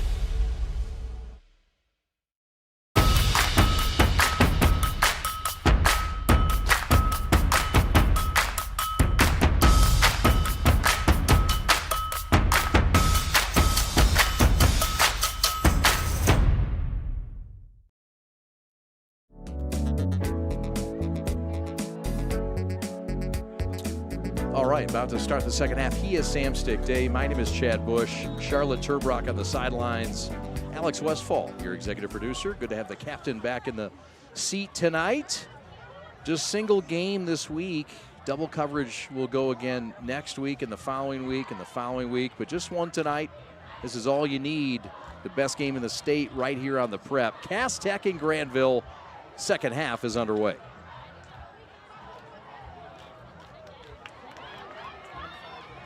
Taken at the 25-yard line. A little dance, a little dazzle. and not enough razzle. Bottled up. That was Amari Wash, the senior receiver, at 5'10", 181, and he was wrapped up by number 18. That is Gavin Roscom, the junior. So good field position for Cass Tech. They'll start at their 32-yard line, and it'll give this offense a chance to kind of show off a little bit. To be an offense. This game. Show what they do. And before we get to that, shout out to the front line of that kickoff team for Cass Tech for not leaving their spot. I could have seen Coach Rushing run out onto the field if any of those guys ran backwards on that. So great job, good coaching, good adjustment. Grandville with the natural kickoff. And yeah, here you go. Cass Tech, we really haven't seen them with the ball in a non-stress situation, just starting their offense here in the second half. Just 4 minutes and 24 seconds of possession time in the first half. Tabron with 2 to the right, 1 to the left. The give is to Taylor, and it's Julian Taylor, the 10th grader, at 5'10", 215 with the first carry. Yeah, nice little action play here. Fake to the left, right up the middle, and just kind of just playing some bully football right there. And with Cass Tech, that's the thing. It's pick your poison with Cass Tech. You want to rush it up the middle? We got that. You want to go speed? We got that. And that's why they're so tough to defend. Second down and 6. Tabron looking right. Pressure, pocket, escapes, and then can't spin out of the second. It's a sack for this 4-2-5 defense led by K.C. Zenner in his second year. Zenner gets the sack, but Braylon Hanley came in and absolutely blew up the guy trying to pick up the blitz, and that's what caused the whole pocket to collapse. We can get an overhead shot of that. I want everybody to focus on what Braden did coming in there and blowing it up. See the Cass Tech student section getting busy on Aloha night. Ah, is that the theme? Aloha night. Yeah. All right, I see the lays now. All right. So, behind the sticks, 3rd and 14. Tabron, throw right side. Corey Sadler has the ball. He's loose, midfield to the 40. He's short of the first down by about a yard. Got a favorable spot across the 40 to the 41. We'll see where they mark it, but Sadler in space is always the right answer. In space with blocking, too. That's the thing. I mean, that's a good job even to get a hand on Corey Sadler when he has that much grass around him. Yeah, here you go. 4th and 1. Cass Tech is going to go for it. They will check in the top gainer on the ground in the backfield this game in Lovett. Grandville counters with the big fellas coming in. Number 50, that's Wiley, and number 70, Matsky. Beef on beef. Tabron with Sadler at the bottom of the screen. Handoff up the middle. It's a first down and more. Taylor could go. Left sideline. 1 man to beat. Cut back. 10-5. Touchdown. Taylor. 59 yards, and the technicians have taken a touchdown lead. And it can happen that fast, Chad. You think you have control of the game against Cass Tech, and they haven't even done it through the air. We talked about it, only throwing 4 passes on the game. But Taylor just getting that big body forward momentum going, breaks through the line of scrimmage. A little whoop there, as Chris Berman would say, and then one more he points about. He's like, I don't need a block, I'll just juke him. Get out of and my that's way. what he does. He dips back inside. This will be a great angle on that last juke, because I thought Zero had a chance to come down the field and get a block. He peeled back, but that last juke right there gets him into the end zone for a big touchdown. 7-point lead now. Here comes the extra point. This is a big extra point. It would extend it to an 8-point lead. It's a new kicker this year, and Fabian Garza, who had to wait in the wings of Juan Carlos Sanchez. Garza new this year, tremendous heart. And it's a new snapper, a new holder, and a new kicker. It all worked well last week at Wayne State. Can it execute here in the 3rd? High snap, hold, kick is true. How about it? 14-6, the Technicians by a full score and an 8-point lead. Give credit to the holder on that play. Corralling that long snap, getting it down, able to get that extra point on the board. But Cass Tech, you give them a room to breathe, you let them up off the mat, and that is a mistake. I mean, Grandville, when they look back on this game and look back on the first half, they should have been up 21-7 at halftime, stopped within 4 yards of the end zone twice. And unfortunately for them, you can't do that against the state champs. Time of possession on the drive, 2 minutes, 33 seconds. It took 4 plays and 68 yards, and in the end, it's a 62-yard touchdown run by the sensational sophomore Julian Taylor. And then you look at the stats now, pretty even rushing the ball. 149 for Cass Tech, 150 for Grandville.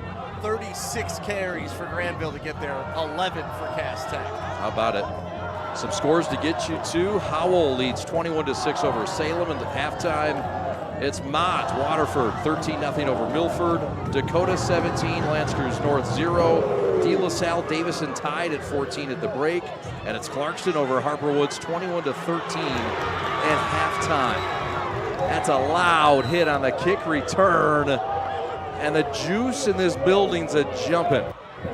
Armani Wash, a couple great special teams play. He's having a good game, just making a name for himself, getting the dirty plays done. Shout out to the great staff at Cass Tech for getting us prepared for this game.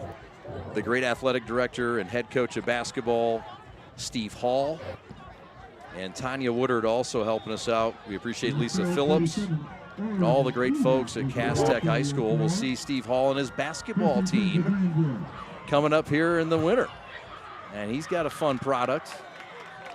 We'll look forward to covering him and the Green Guys then. He coached Corey Sadler to a state championship.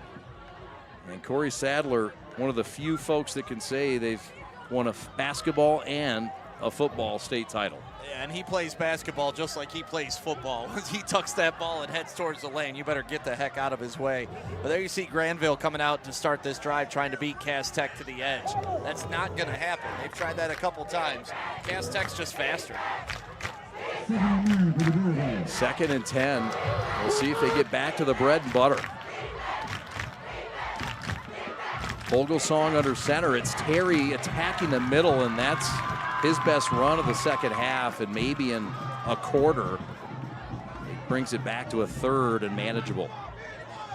Yeah, that's exactly what Grandville's happy with. I mean, they'll take 5 yards every time they snap the ball. You see, they have no problem. They're a patient team, which can, we feel the energy, but this type of offense can take the energy out of a arena or a field real quick. Terry's numbers starting to stay a little stagnant. 19 carries for 62 yards. He had 40 yards in the opening quarter. They'll get another chance here, and it's a bulldozing first down run. Head down and a cloud of smoke behind him move the chains. And on 3rd and 4, they trust Terry. Right behind that right side of that offensive line, where they've been able to make some money. The rushing offense tonight, you would think, would be owned by Grandville. It's not. Cass Tech has outrushed them on 11 carries. 149 to 141. 7:40 left. Handoff, left side, no. It's a give up the middle. And it's stymied by Cass Tech and the Green Guys up front. DJ Hardiman going nowhere. Thanks to big number 16. That's the D-end, Brian Stovall Jr. Yeah, Cass Tech, I mean, they're starting to gain confidence against this offense. And, the first time you see it in the first half, it is like, oh my gosh, what's happening? Where's the ball going? Who has it? Now you start to see, all right, I'm noticing the guard starting to pull. When he does that, I know I got to shade left. And you start learning over time. And Cass Tech has the ability to really shut down now. Stovall headed to Toledo. He'll be a rocket next year. 2nd and long. Inside give, Terry. And the counter gets him near the first down marker. He'll be a yard shy. But a little trap or counter stick, and that was just the misdirection this offense needed. Yeah, the misdirection is key. I mean, that's what you do against super athletic teams, right? You let them over pursue. You try to get them going one way and cut back another, and that was a really well drawn up play for Grandville. We haven't seen that wrinkle in this offense, so I still feel like they're saving a few. Yeah, you get the feeling there's more tricks up the sleeve of Eric Steele across the way. the Ida, Michigan native. Terry again, why not? He started it, and he's still turning yards. Watch out! Take Terry on the run. One man to beat, still on his feet, and he's down to the goal line. Oh, the Tank with a tumbler. Down inside the 5. There is a flag on the field. Yeah, there you see Tank just busted through the crowd. Keep pushing, stays low to the ground, and he gets all the way down to the 1 yard line. This 1 yard line has haunted them early in the first half. Yeah. I don't think that's a flag, though. I just think that's a piece of clothing on the field. Or You're right. Something from a player.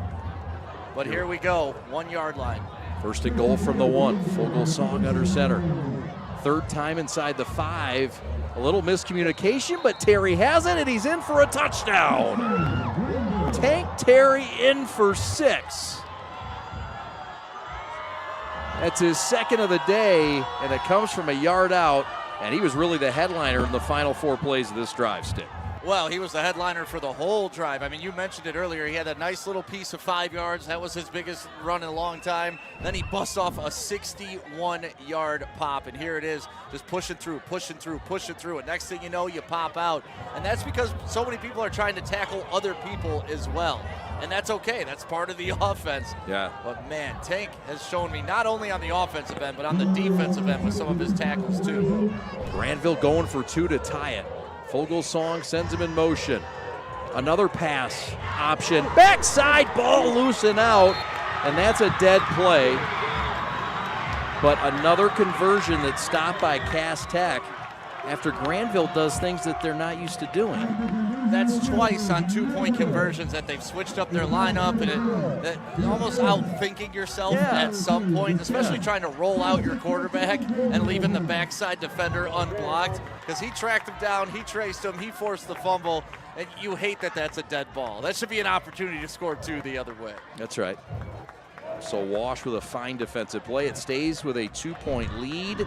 Here's another look at the conversion for the touchdown. Yeah, just straight up the middle. Now that's Grandville football. The 2-point conversion, little different story. And we're going to have to ask Coach about that. You know, why switch it up when you only need 2.5 yards? And you've been getting that almost every play. Why go to a different formation and try to get to the outside? Good question. I want to go back to that last play by Wash. Wash is a guy that not a lot of folks know about. Number 9 he wears for Cass Tech, but Amari Wash, the senior who transferred in from Ohio, a guy that Marvin Rushing feels nobody's going to really know much about until the few weeks, and then you're going to see him get a bunch of offers. Watch out for number 9, Wash. We were forewarned, a very twitchy guy that can do a lot of great things, including make plays like that. Well, and we've seen him make his name on special teams tonight, too. So it's not just that he's a talented guy. He's willing to put his nose in and get dirty everywhere. That's an ultimate team player, which when you have talent and a team player, you're going to start getting noticed. You bet. And the kickoff taken by the aforementioned Wash, and he's going nowhere. Just gets across the 20 before he's tackled by number 37. That is Oren Kuyok.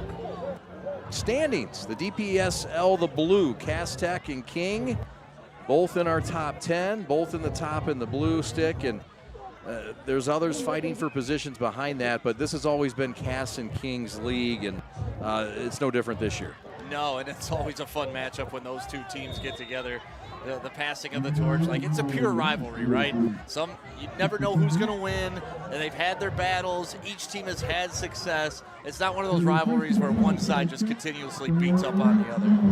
We saw the King former head coach Ty Spencer last week. The game we did on the prep, East Kentwood coming in to knock off Southfield A&T. Handoff up the middle, watch out, this is Hendricks. Hendricks turns the corner, Hendricks with one guy to beat, and 2 blockers in front. Damari Hendricks to the 25. 52-yard run for the little bottle mighty Hendricks. 5'5", hides behind the line of scrimmage in a burst like this. 0 to 100 real quick for Hendricks when he's out of the pocket like that. And then he's just hard to tackle. It's tough to get below, tough to take out those legs, and a good run. But it's all for nothing because it's getting called back right now for a holding call, Chad. You got to feel for Hendricks, a guy who's kind of had to wait. Was the guy coming in as a freshman, then he kind of got lapped by some guys, and now he gets a shot, gets a big run, and that is erased. Listen, I feel for anybody who runs that far for nothing. It's not something I'm willing to do. That's not something I feel anybody should be willing to do. 81 yards for Lovett on the ground. Taylor with 73, and that would have put Hendricks in that 70, 80-yard range as well. But they'll do it again. 1st and 20 with 5:20 to go. A 2-point lead for Cass Tech. Grandville has missed 2 two-point conversion attempts. I think it's 1st and 10. The holding call must have happened down the field. I think you're right. Tabron throwing, flag route, caught! No, knocked down, my bad. Incomplete, they were looking for the freshman, number 40, that's Taylor Thomas, number 20, and this one looked on the money too, Stick. I mean, that looked like a fullback or a nose guard out there running a route and hit him right in the chest. Unfortunately, he dropped it, but what a great pass. Dropping it between 4 defenders right on the money. Unfortunately, that was dropped, but whew, that's a big fella to be out there running routes. That's, Taylor, like a quiet kid, but a defensive end and an H-back. Marvin Rushing called him a stud. A lot of folks are going to uncover him as well, just a freshman. Oh, tackled in the backfield, but that's a face mask, and that's going to cost the Bulldogs, who had this thing sniffed out. But it's 15 yards and a flag, and I think they're going to get 21 on the play. I mean, that is a massive face mask right there. And yeah, you got it right. Number 21, that is Carter Kubzak with the face mask, and that is a big penalty, unfortunately, because like you said, that would have been a 3rd and long situation. They had him bottled up. Now you're giving Cass Tech fresh life, and this defense had a chance to potentially get off the field on the next couple plays. 1st and 10 from the 47-yard line. We've seen big plays in this game. 61-yard run by Terry, 59-yard run by Taylor, and a 47 by Lovett. This is Lovett, and he'll lose the football, and it's recovered by Josh Crater. So a turnover, and Crater recovers. Cam Leonard forced it, and it's Bulldog football at midfield. Yeah, just when you thought Cass Tech had all the momentum going for him, 21 wraps him up, 8 comes in with the hit. Cam Leonard pops the ball out, and big recovery for Grandville right there. This has been a fun football game. You know, we said styles make fights. Both teams are showing what they do and what they do well, and that is the first turnover of the game. Turnovers would be critical in this one. Both coaches making a big point of it. Marvin Rushing saying, look, we have to take care of the football. We did not take care of it last week. Timeout on the field, we'll take it with them. 4:55 to go in this banger of a Friday night in week 2. We're the Prep. Glad to have the best game of the state right here in the D on the Prep.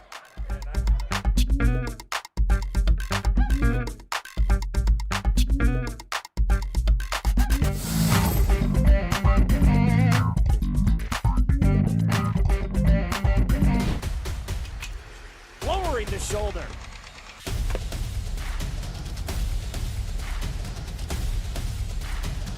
Swing and a miss. McKinley scores! And it's going to be a challenge for us. I mean, they're a really talented football team. I think everybody knows that. 4 wide receivers. Pressure. Steps up. Marshall wants to run again. Cuts down the middle of the field. All alone. Touchdown! Warriors! What a cut.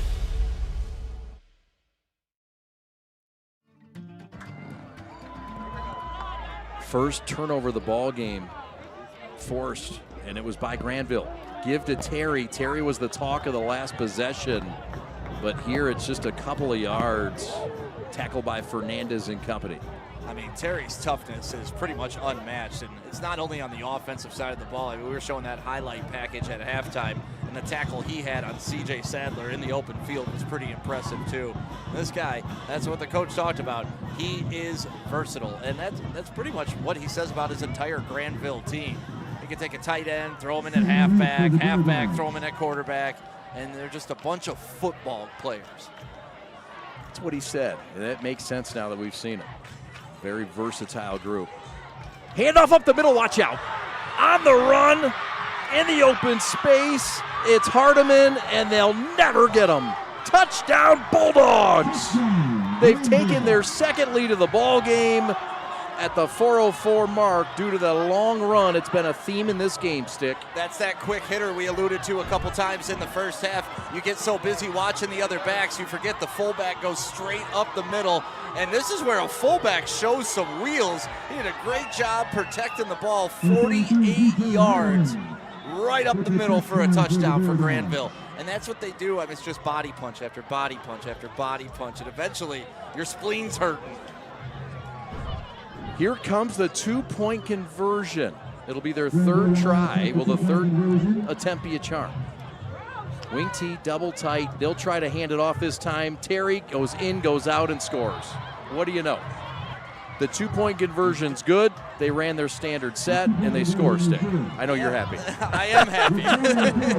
That makes me very happy, Chad, for Grandville, not for Cass Tech. You know, they got to be neutral here. But, like, it just always bothers me when a team gets outside of themselves when they're doing something very successful. Right. It's like, why would you go away with that and give your opponent an opportunity to make a play on something that you're not being successful at? So, Grandville, you love that. They've made the adjustment. Okay, we're just going to do what we came here to do. This is our identity. Enough with the trickery. Enough trying to get to the edge on two-point conversions. Bully ball, hand it to Tank, get out of the way. So it's Hardiman. Just a two-play drive. Both scoring the last two were two-play drives in this game. And it's two plays, 52 yards in 50 seconds, a 48-yard touchdown run by DJ Hardiman, who now has 9 carries on 86 yards.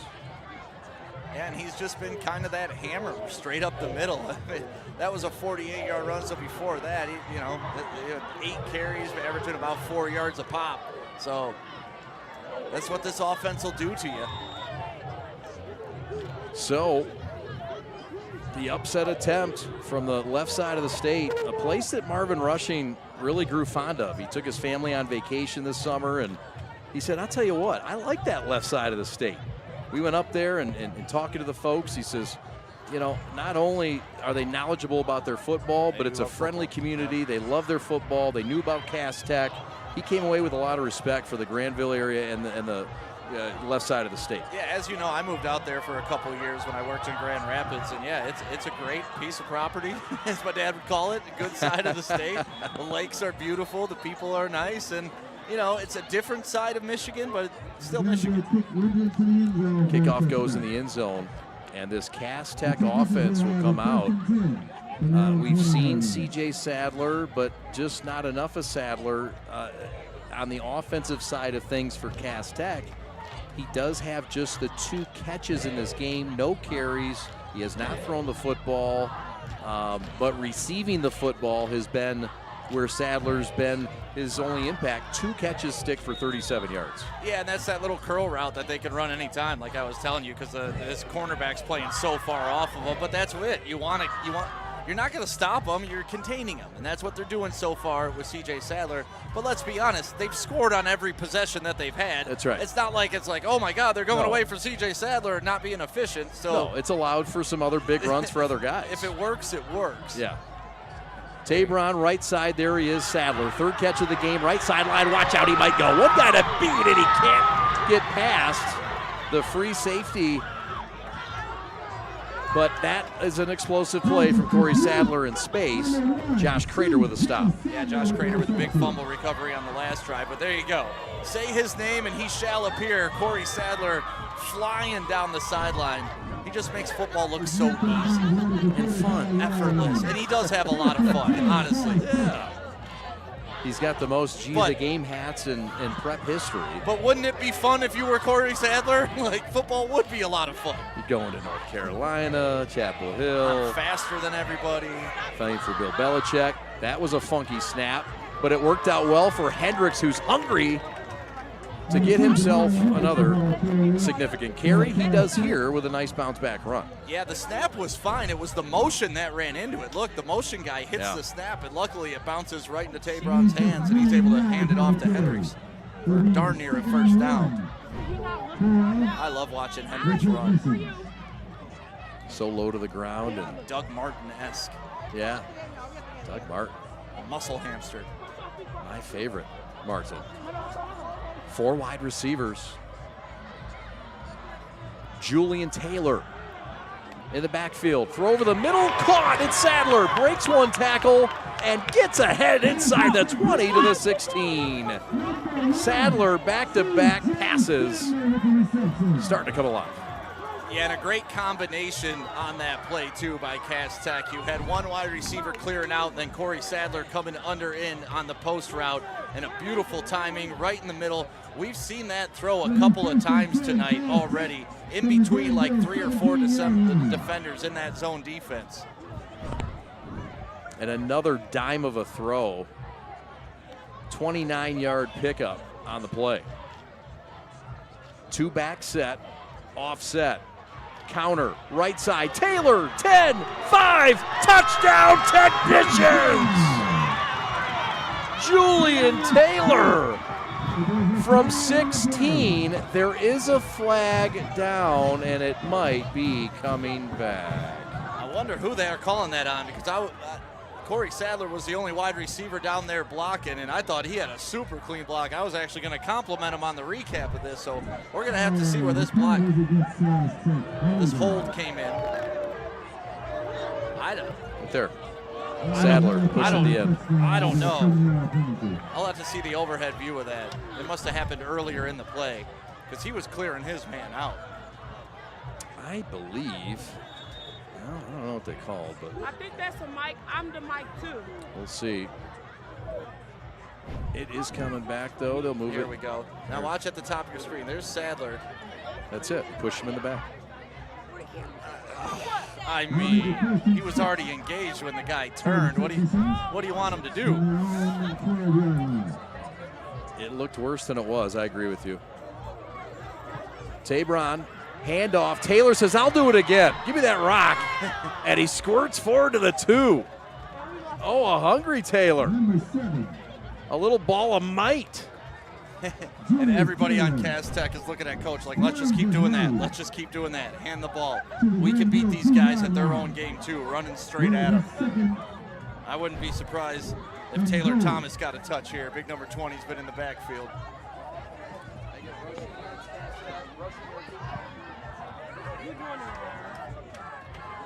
Second down and goal from the 2. Tabron handoff, Taylor, touchdown. Unscathed into the end zone. It was a series of Sadler and Taylor, and it's capped off with a touchdown run, and we're tied at 20. And there you go. That's how quick it is for Cass Tech. They make it look so easy when that offense is rolling. Taylor gets it to the end zone without even being touched. You got to show love to all the big offensive linemen up front. And Cass Tech said, hey, we can run the football too.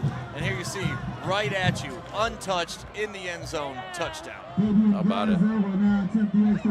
Well blocked. KJ Canty on that left side. Extra point coming. And the kick is up, and that is good. And just like last week, the go-ahead extra point is converted, and that's thanks to the fresh kicker, Fabian Garza. Here's another look at that run, absolutely untouched. Wide receivers getting blocks. You got to give credit to the whole offensive line. You talked about Canty. You got to talk about big Josh Paramore. Shout out to Vita. Jelani Walker, Josh Baker, Evan Gooden up there, making it look easy for the running backs. Talk about Evan Gooden. He's on the golf team. He's a big-time golfer. And he's a big-time fella, too. You talk about two-sport athletes, you don't think your offensive linemen are going to be a golfer / football, but We talked to Marvin Rushing. He said, look, man, he's really into golf. He loves it, and he takes both sports very seriously. Hey, listen, he's successful right now in his youth, and he's going to be successful long-term if he takes up golf, because that is a fun game that'll never go away. No, I know we have a lot of fun and frustration with it. Yeah, we're awful. Or I'm awful. You're pretty good. No, I'm pretty awful. But you're a good man for not humiliating me across the country tonight, where we've got nearly 700 viewers. Over 700. Over 700 now. Garza to boot it from his 40. It's a little bit of a poocher taken at the 24. Taken by the up man. And Jaden Brown is going to get to the 26. Cass-Tech says they caused the fumble. The officials did not throw the beanbag, so I'm assuming they're not calling this a turnover. They also haven't made their official call yet. Well, Grandville comes out of the pile with it anyway, so there you go. All's well that ends well. There you see Marvin Rushing in his 5th year.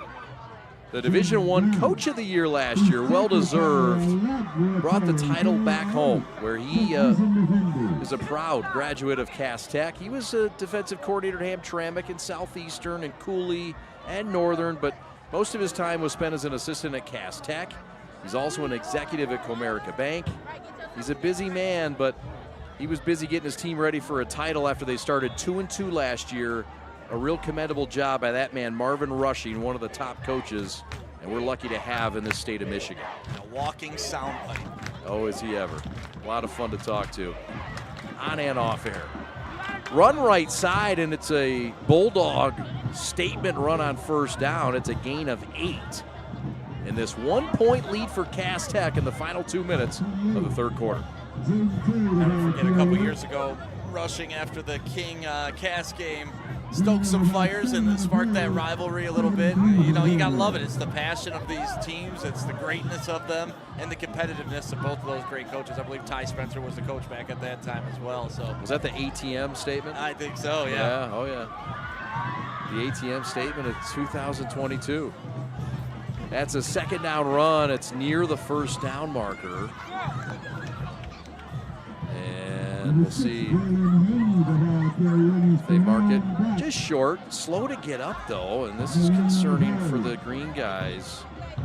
Gavin Fernandez.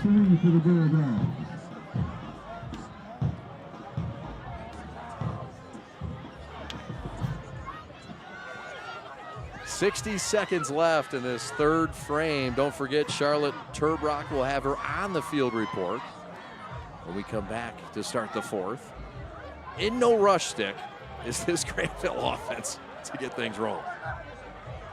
Methodical drive, right side, Terry stays on his feet. Hand down, still churning out yardage to the 45-yard line. Yeah, Hardiman has been having himself a second half here. It was Terry early, and now they're giving you a big dose of Hardiman straight up the middle. 18 yards, and he is just a tough guy to bring down. Like, that is a true fullback right there. There you see it, 2 hands on the ball, protecting it as he goes down the field. Hardiman's numbers really starting to climb.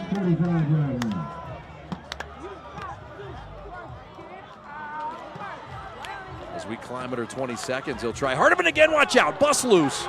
To the 30, inside of the 25, and a fight inside of the 23. It's a 22-yard gain, and Hardiman's saying, hey, Terry, take a seat. I got your back. He's over 100. He's also saying, I'm tired, coach. This has been a lot in the second half. And look, I love it. He knows I can't beat this guy in a foot race. I'm going to slow down and throw my best stiff arm at him.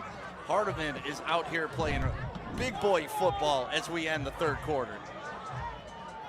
How about it? We thought it'd be a good one. West versus East, state champion against the contender. We got it all right here on the Prep. Week 2, Gridiron game day. Coming back with more to start the fourth right after this. The store is set up.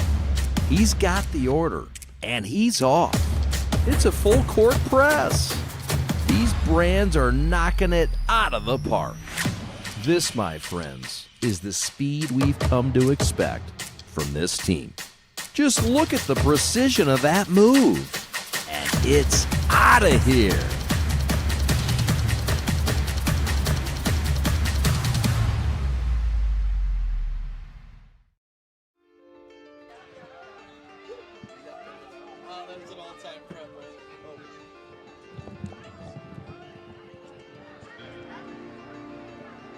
Ah, yes, what a good night to be alive in Detroit. Oh, the city's a vibin'. 65 degrees. Yeah, the wind's a subject, but we've got more on the field with Charlotte Turbrock. Thanks, Chad. Cass Tech captain and UNC commit CJ Sadler is one that is amazing for this Cass Tech team. Earlier this week, we spoke to Coach Rushing, and he let us know that he believes that he is not only the best athlete in Cass Tech history, but also is possibly one of the best athletes in the whole PSL. Sadler is a talented kid, and I can't wait to see what he does in the fourth quarter. Chad, back to you.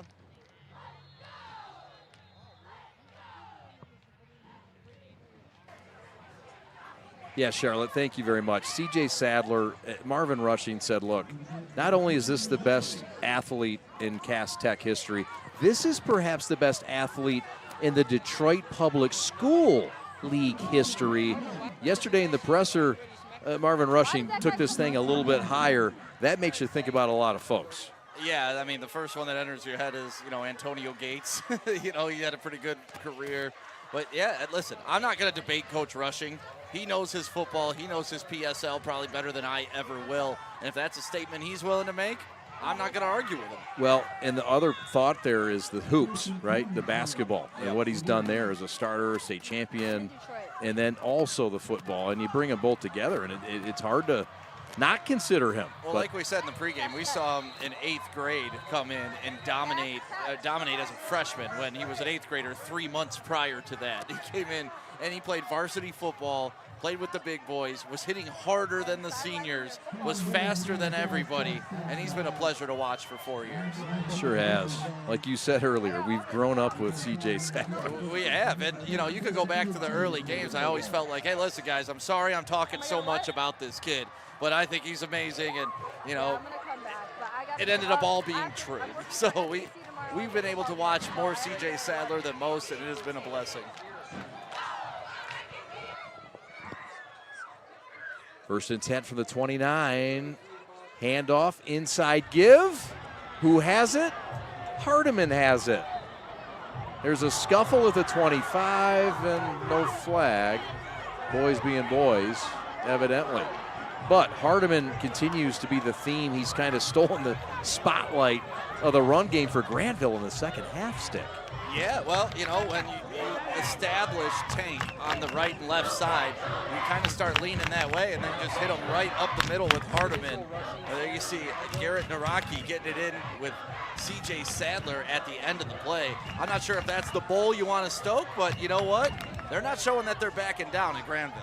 Hardiman with 140 yards on the ground, only bested by his buddy and teammate Terry with 145. Terry's got the rock here, and he's wrestled down to the ground.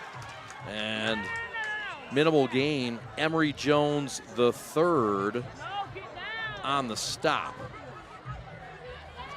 Looks like that's going to bring up a 2nd and 2. And this is where Grandville has had problems all night long, though, inside that haunted 5-yard line.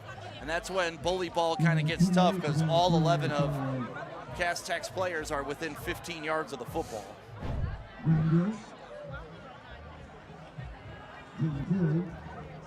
Grandville, methodical drive. They continue to chip away exclusively on the ground. 49 rushes in this game, 2 pass attempts. Cass Tech, 15 rushes in the game, 7 pass attempts. And that one is up the middle and darn near the 1-yard line. They got enough for the first down. Move the chains, gain of 4. There's a Grandville player down, and now he's up. That's Hardiman. Yeah, it looks like something to do with his left knee, ankle area. The trainer's out there, or a cramp. Yep. Stretching it out. I mean, after, what has he run for? What did you just say? He's run for 140 yards. Pretty much all of them here in the second half. Young fella, we understand. Yes, Stay sir. hydrated. what do they say before the game? Lemonade and potatoes and Salisbury steak. That's what George Port used to tell you. There you go. And eat some bananas. That too. Potassium. Okay, conference, the Red, Grandville, 1-0. And you see the Red, and it's a very well-respected league. We saw East Kentwood last week. Hudsonville, who made it to the finals last year, and Cass Tech took care of. And, of course, Rockford, who we saw in that conference as well. We saw him last week. I mean, that's a mighty group, and really those top 4 in this league are pretty special. Yeah, it's a tough league. I mean, East Kentwood, we talked about that. I mean, their sports program has grown immensely over the past 4 years, and we've gone out there for some basketball games as well. Really a fun community. They embrace their sports, and it's pretty much what there is to do on Friday night on the west side of the state if you're in any of those cities. I mean, 10,000 people come to Rockford games on Friday. Yeah, it was rowdy last Friday. So, here we go. First and goal from the 3. Fogelsonger under center. Handoff Terry. Skirts his way forward, and he's in the end zone for a touchdown. Jaden Tank Terry with his 3rd score of the day. And it's a 26-21 lead for the Road Bulldogs. Yeah, Oren Kuyok in there, subbing in for number 33, Hardiman, at that fullback position. You see 37 with the clean jersey. You can tell he's subbing in. But there you go, the run right, the hardcore right. And we're going to see here on this 2-point conversion if they go back to that wing T or if they try that split offense that they've run a couple times. I mean, they've had open plays when they have run some play action passes. They just really haven't been able to convert them. But here you go, back in that wing T set. Wing T double tight. Fogelsonger under center to make it a clean 7-point lead. Terry going to try the outside, and he gets to the corner, and he's in for the 2-point conversion. 28-21, and the OCD folks are happy again. It's a clean 7-point lead for the Road Grandville Bulldogs. But that was the first time Grandville's been able to beat Cass Tech to the edge. I mean, I know you only need 2.5 yards, but there you get a look at the touchdown straight up the middle. That was the first time really an edge play has worked against Cass Tech. You're wondering if they're starting to dive down a little bit too much in the middle. It was a drive that was 8 plays, 70 yards. It took 4 minutes and 35 seconds, their 3rd longest drive of the day, and it ends with a touchdown run from Terry, his 3rd of the day. Jaden Tank Terry, the Ferris State commit, the all-time leading rusher in the OK Red Conference after his junior year. Now it's just gravy. And he's got 155 yards and 3 touchdowns, and he's done it against one of the top defenses in the state, Stick. It reminds me of Derrick Henry. I'm not sure I saw this stat this week. He's been in the NFL 9 years, and he's still like 1,000 yards less than he rushed for in his 4 years of high school. Wow. And he's been a powerful running back. So that kind of reminds me of what Terry's doing here in high school.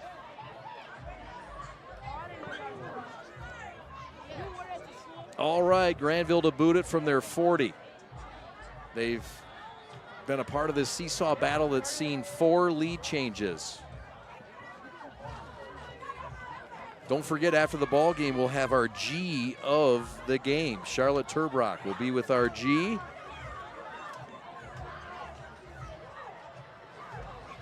And that is really one of the most undecided G's of the games we've had in a long time right now. Yeah, we don't know yet. A lot of candidates. And we don't know how the game's going to end yet. Right. Short kick taken at the 26-yard line. Taken up the left sideline. William Sykes, the senior, with a healthy game. Sykes offers from Southern Miss, Kent State, Ferris State, Youngstown State, and many more. Yeah, we've seen him make some big plays along the way. Eric Stiegel, in his 12th season, 74-40 now. Was an assistant at Gibraltar Carlson for a handful of years, and also at Taylor Truman, downriver in this area. From Ida, Michigan, class of 2000. Went to Michigan State, special ed teacher, 2-time OK Red champion, and 2-time regional coach of the year. Made the playoffs in 10 of their last 11 seasons. Eric Stiegel's building something special in Grandville. He has built something special in Grandville. Just 6 wins last year, but they started 0-3. They were tough, tight losses to good teams. And they were able to finish the year on a high note and get revenge against Rockford in the playoffs. And we've got a flag here on first down.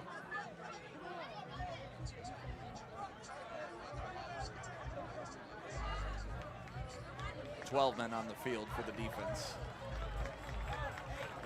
Thanks for watching tonight. Over 840 viewers right now in the live chat. If you want to get in on the live chat, let's start yapping. There's some good sportsmanship from both Cass Tech and Grandville, but you got a feeling that things are going to get a little spicy as we go down the stretch. Grandville by a touchdown, 28-21. This has never been more than a 1-score margin. Tabron turns, gives. Hendricks is stuffed in the backfield, fights forward across the 50. What an effort by Hendricks to get plus yards on that play stick. Yeah, and they almost bobbled the handoff here. Look at the exchange. A quick little bobble. He's able to get it under control, but just keep grinding those legs to pick up 3 yards, but he should have been tackled right at the line of scrimmage. So you got to give Hendricks a lot of credit for his strength. And yeah, everybody in the chat right now, let us know where you're watching from. It's always fun to see what cities people are watching the prep from. Let's see the votes as well.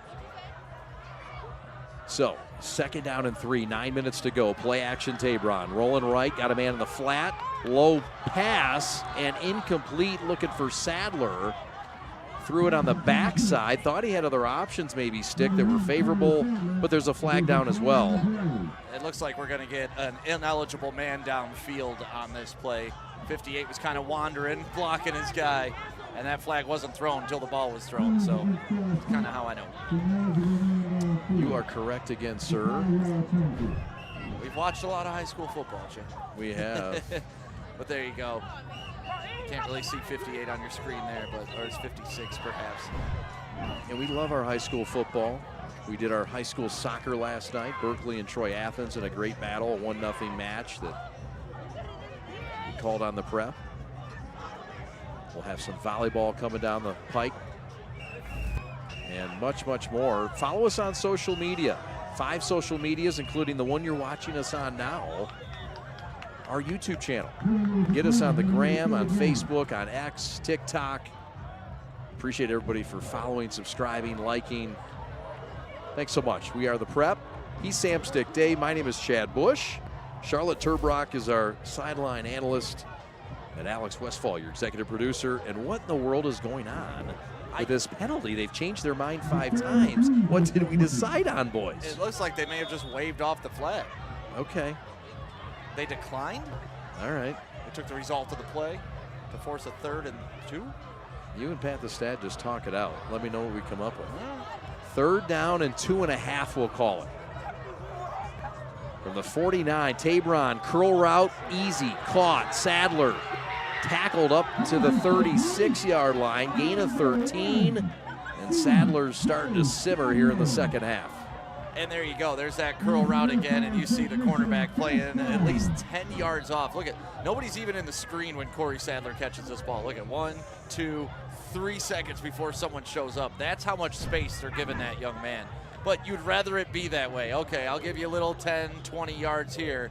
I'm not giving you 80. Right. Of course, Sadler loves the fact that Bill Belichick has said, you're going to play offense, you're going to play defense, you're going to play kick return, you're going to do it all. Watch out! Taylor again! Julian to the open field and down the left sideline inside the 10 to the 5. It's Taylor time. It's the 4th quarter. This kid's special. What a sophomore. Yeah, great size, great speed, great vision, and honestly, great blocking up front. We've had several runs. Look at, he doesn't even get touched here till he's dang near the 7-yard line, and there you see the juke. Canty, Waller, Baker, Gooder, Moore, Paramore doing their thing up front, and they've been doing it all game long. I mean, 210 yards on the ground. And a 30-yard gain for Taylor.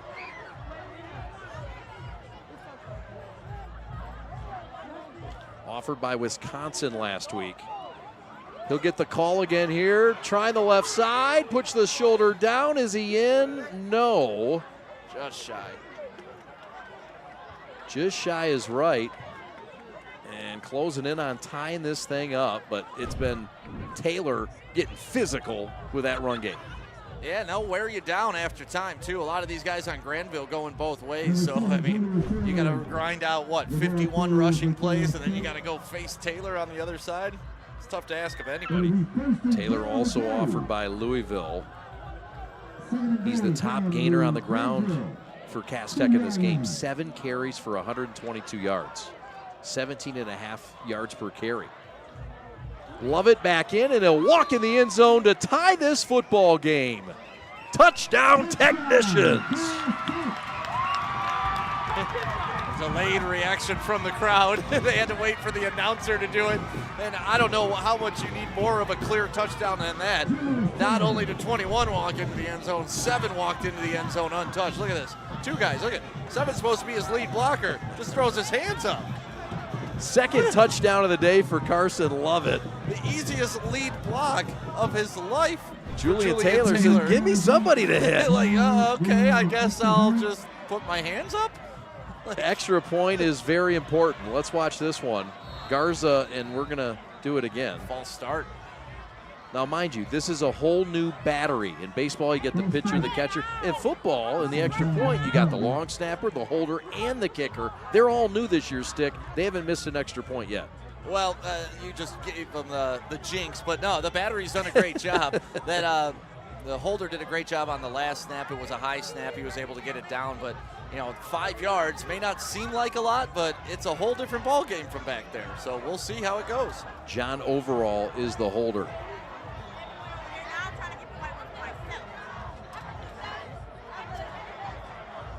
From the snap, the kick is up, and it is good. So with 7:25 to go in this game, we're tied at 4 scores aside, even at 28. Now here's the question.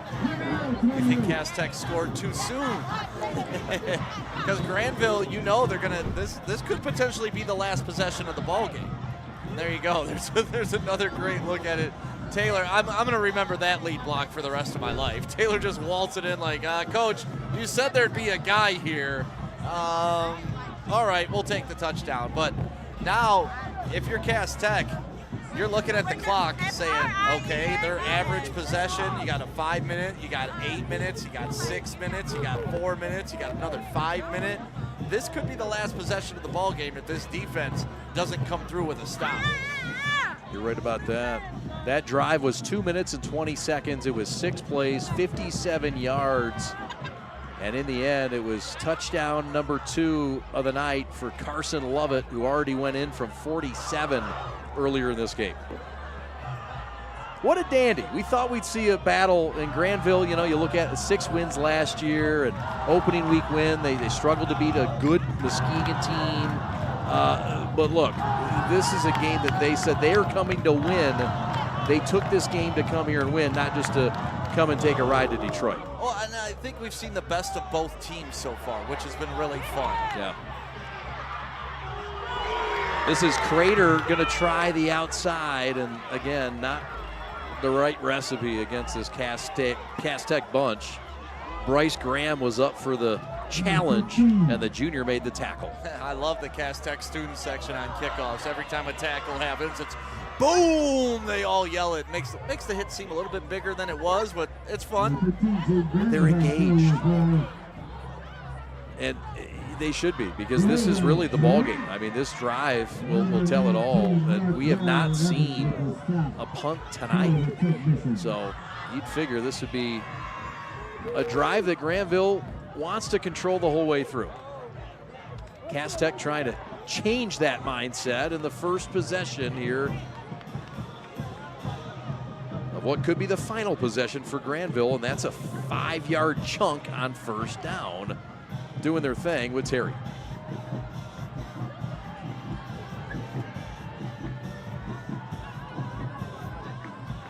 Well, next week we'll have Orchard Lake St. Mary's against De La Salle from Jimmy John's Field.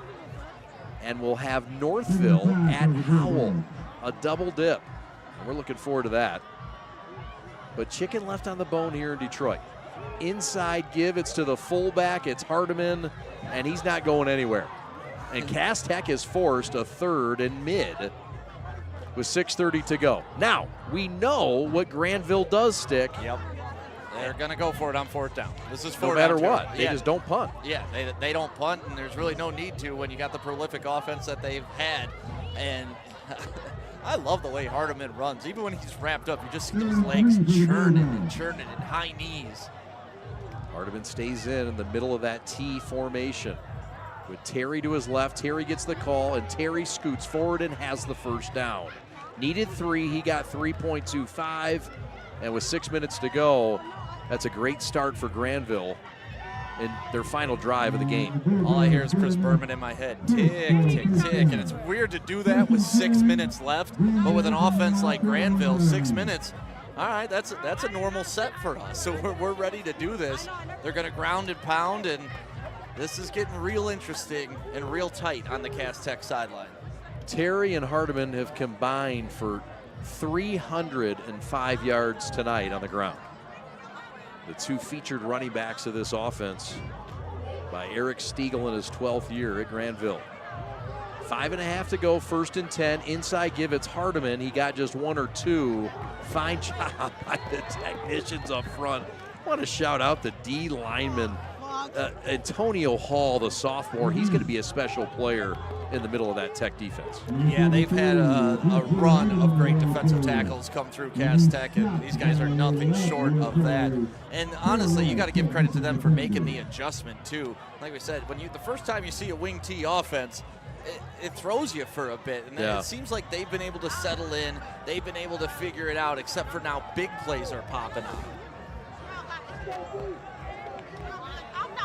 Cass Tech can do nothing but watch this offense and try to attack. Terry breaks 1 tackle and can't break a second. The gangrene defense wouldn't allow it.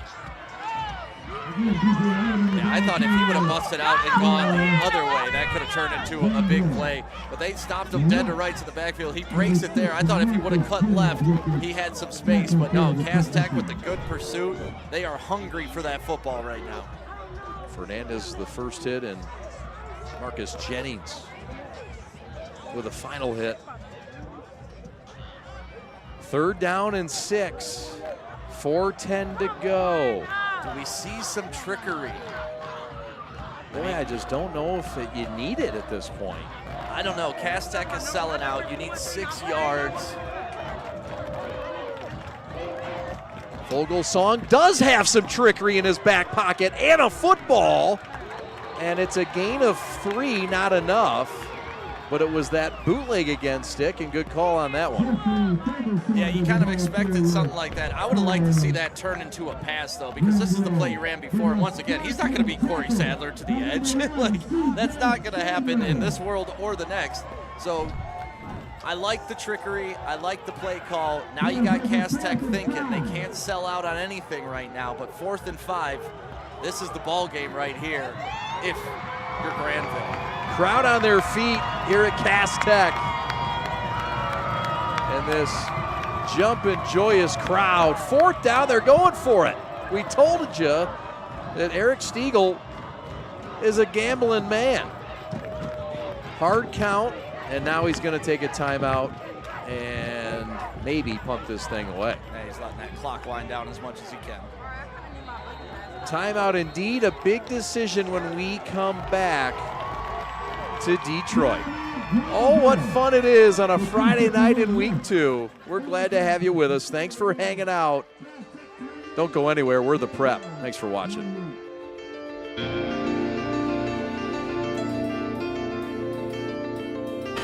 What rhymes with great? Participate. Where does greatness start? Here, in the classroom. On the diamond. In the pool. On the field.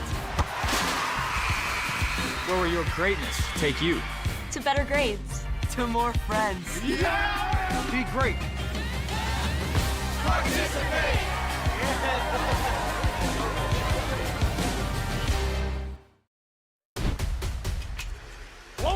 shoulder.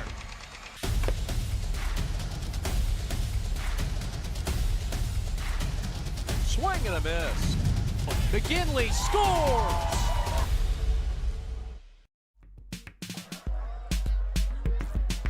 He's Sam Stick Day. My name is Chad Bush. Alex Westfall, your executive producer. Charlotte Turbrock, your sideline reporter. 4th and 4. Grandville looks like they're going for it. However, they do have their quarterback in the gun position. I think the refs just stopping it, but this is that set that they did for their 2-point conversions that they've run a couple reverses off of. Tight formation, motion, pass, wide open, middle of the field, caught down to the 25-yard line. Both receivers were wide open, and it's the big play receiving ability by number 3, Josh Crater from Vogelsonger. I mean, you run the ball 57 times, you pass it twice, and in the biggest moment of the game, you decide to go out for your biggest pass play of the game. Great conversion for Grandville on that, and what a call by the head coach. And now, I mean, you're just playing possession till the end of this game, right? Cass Tech is going to have to start burning their timeouts. They're going to try to have to steal one. Now, we don't know about the kicking game of Grandville, though. If they're left at the 10-yard line, are they going to kick a 27-yard field goal? It's a great question. Clock winding down. Grandville gives up the gut. It's Hardiman. Hardiman's going to fight towards the first down marker. Give him a first down. Gain of 10 on the play.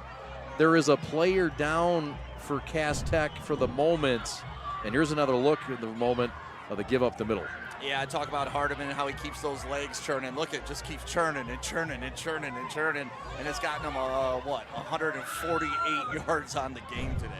Antonio Hall is down on the field, and he's cramping as well. You can only hope it's just a cramp. It looks like it is. But a timeout on the field and a chance to reset this game, Stick. A game that has seen all kinds of come from behind. 4 lead changes in this game, Stick. But Grandville started it off, scoring in the first, the only scoring in the first quarter, the only team that touched the ball in the first quarter. They really set the tempo for what they were going to do in this game. Yeah, and honestly, they went into halftime down 1 when they easily could have been up by 2 scores. They've kind of dominated this game, but Cass Tech, being the champions that they are, big stop at the goal line, another big stop at the 4-yard line, and they were able to turn those into points and keep the pressure on. So, I mean, that's what I like about this game. Like I'm saying, we've seen the best of both teams in this game, and we're here with 2 minutes left, and I'm excited to see how this ends. And I know over 1,000 people watching on our YouTube right now are excited to watch this end too. So make sure you guys are liking and subscribing, except for the one guy who doesn't like us. Oh, okay. Fair enough. You can't win them all over. No, you can't. Some people hate puppies, man. It's all right. 28-28, 2:09 to go. Grandville back in this huddle. It's been a rush attack that has been the headlines, as we expected. 366 rushing yards for Grandville. Cass Tech has rushed it for 217 yards, but Grandville has been stopped twice inside the 5-yard line in this game. They feel like they should have the lead, as Stick mentioned, and they got a chance to hog the ball here and play hide the salami. 28-28, a tie score with 2 minutes left, and we got a flag, and it's a false start, Stick. No, it looks like a timeout is being awarded to Cass Tech before the flag. The officials waving it off and awarding a timeout. You're right. How about it? That was a 5-yard penalty that Marvin Rushing just wanted to call timeout, and so no flag, timeout on the field. We'll step aside with 2:02 to go in a tie game at 28.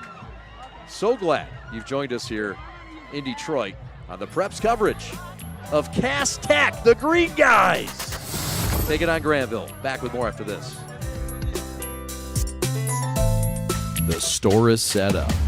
He's got the order, and he's off. It's a full court press. These brands are knocking it out of the park. This, my friends, is the speed we've come to expect from this team. Just look at the precision of that move. And it's out of here.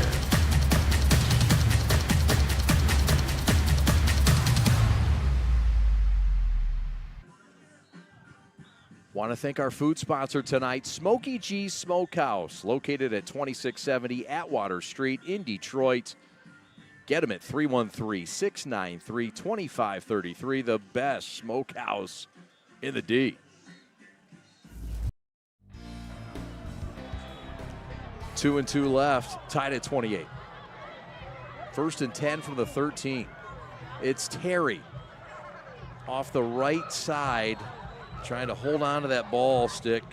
Ball security important at this stage of the game as well. Yeah, and I'm looking at some of the body language of the Cass Tech players walking off the field. It's kind of, they look like they've been beat on by about 58 rushes over the course of the last 2 hours, and you could tell it's wearing on them, but they got an opportunity here to make a stop, turn this game around. But man, it has been a tough game if you're on that Cass Tech defense, because this isn't a typical game for them. You know, their cornerbacks are used to guarding on the outside, playing wide receivers, maybe hand checking a few times here and there, but you got to be diving in, you got to be physical on every single play, and it wears on you over a period of time. And give credit to Grandville too. Cass Tech has punched back. Grandville's had every reason to tap out of this game and not produce what they have. So give all the credit to both these teams. This has been one of the best games we've called in a long time. Really has. It was a lead that Grandville took 6-0 into the second quarter. Cass would score in the second quarter to take a 7-6 lead at half. And then in the third quarter, boy, the offensive fireworks. 2 touchdowns aside for both teams. And then here in the fourth, it's been each touchdown for each squad. Now, if you're Cass Tech, do you consider letting them score? Like, is that even a consideration for you right now? You trust your offense, right? Yeah. Terry has stood up at the line of scrimmage with a vicious pop by the guys in the middle.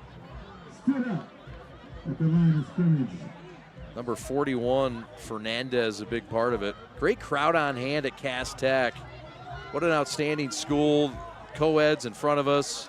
You got King Sosa in front of us. Shout out to Big Sydney, Jordan Folks, Tremonte Carter.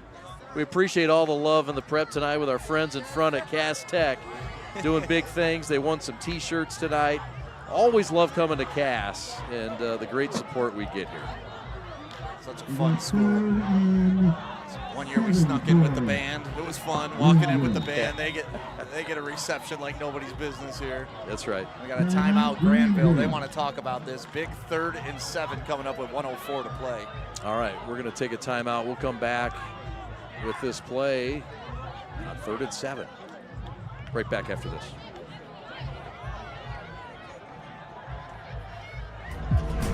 My time to shine. He took over.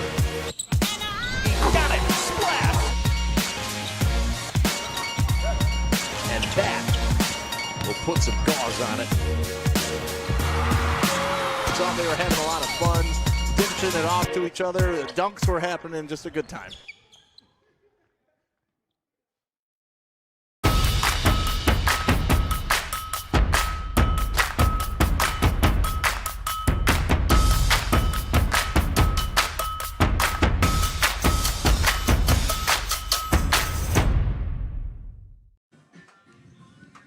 Watch the live broadcast right here on the Prep.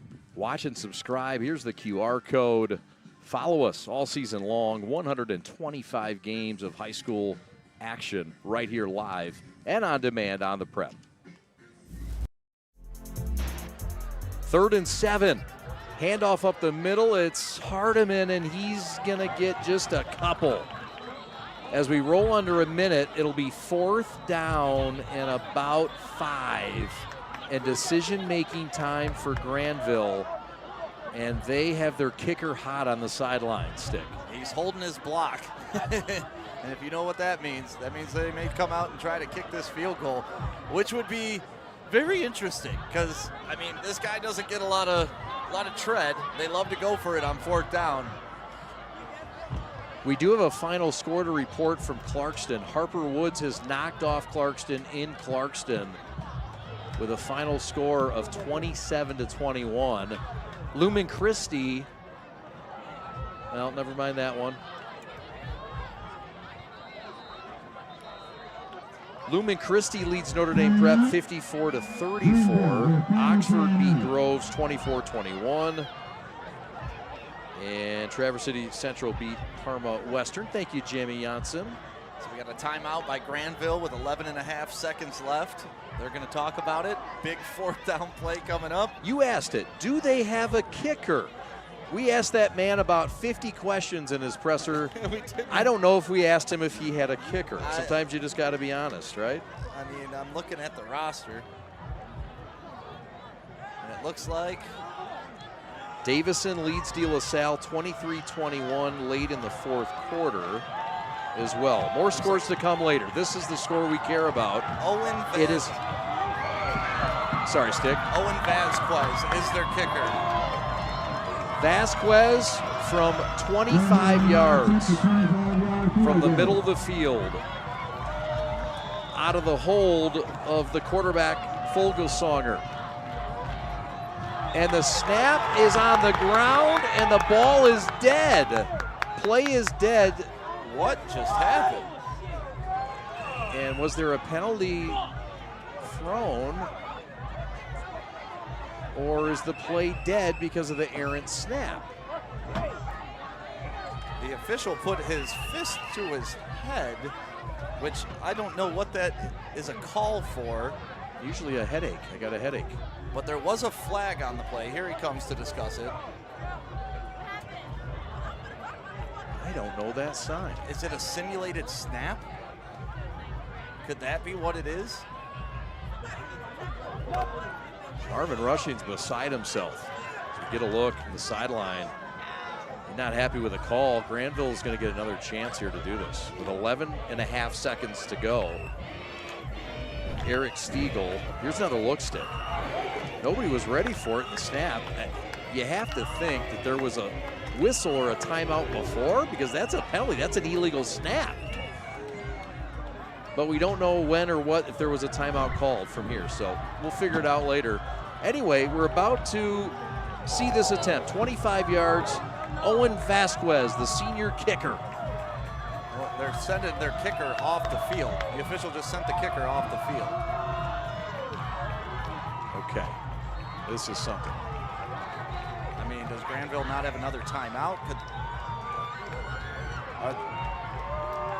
This is the oddest sequence we've ever seen. So it looks like now they're sending out the team to go for it. Well, they're sending out the regular offense. So penalty on Grandville. They say to heck with it, we're going to go for it.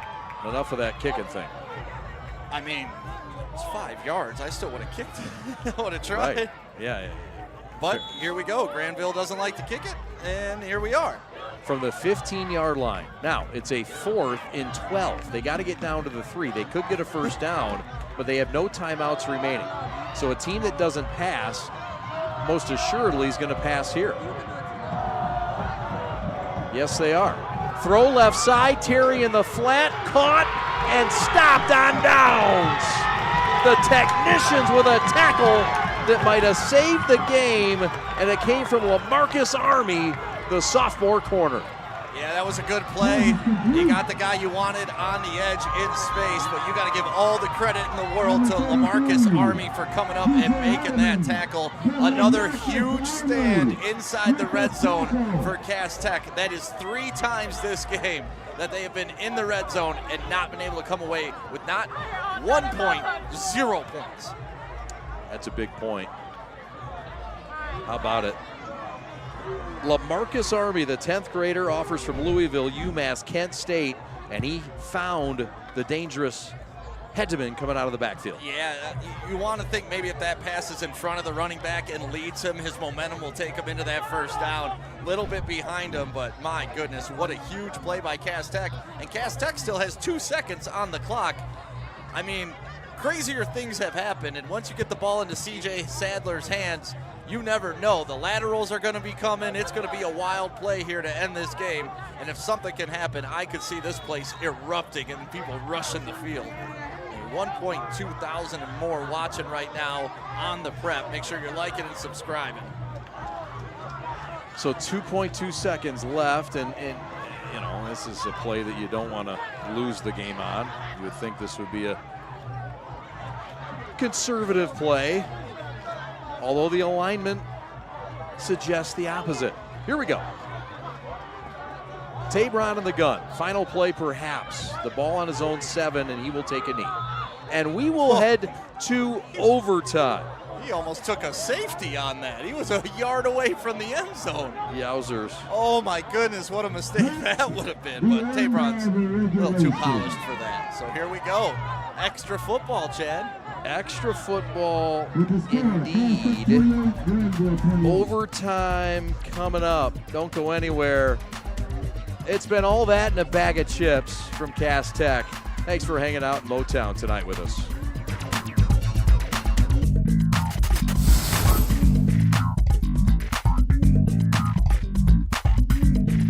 If you are looking for a life-changing workout experience, look no further than Pure Barre Novi. We are proud to help you achieve your fitness goals while joining a vibrant, supportive community that is over 300 women strong. Our classes are designed to strengthen and tone your entire body, and our teachers can help provide modifications for any fitness level. Find out more right now by calling 248-596-0002, visiting our website, following us on social media, or by coming to our studio right on Grand River Avenue in Novi. We can't wait to see you and help you achieve your fitness goals.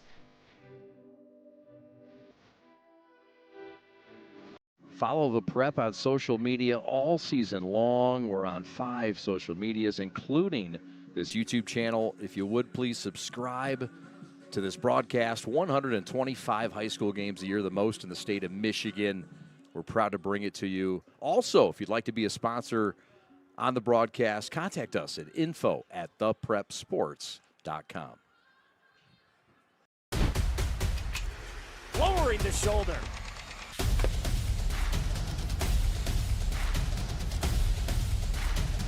Swing and a miss. McGinley scores!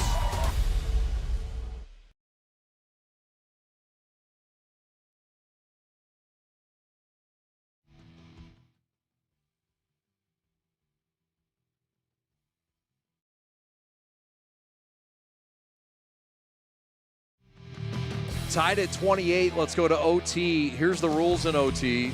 If the game's tied in regulation, it goes to OT, and both teams will get a possession starting from the opponent's 10-yard line. Winners determined based on the score after the team's turn with the ball.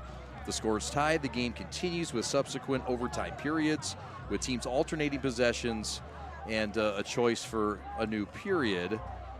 So we'll just alternate possessions until one team is stopped. There's no rules on who has to go for 1 or 2.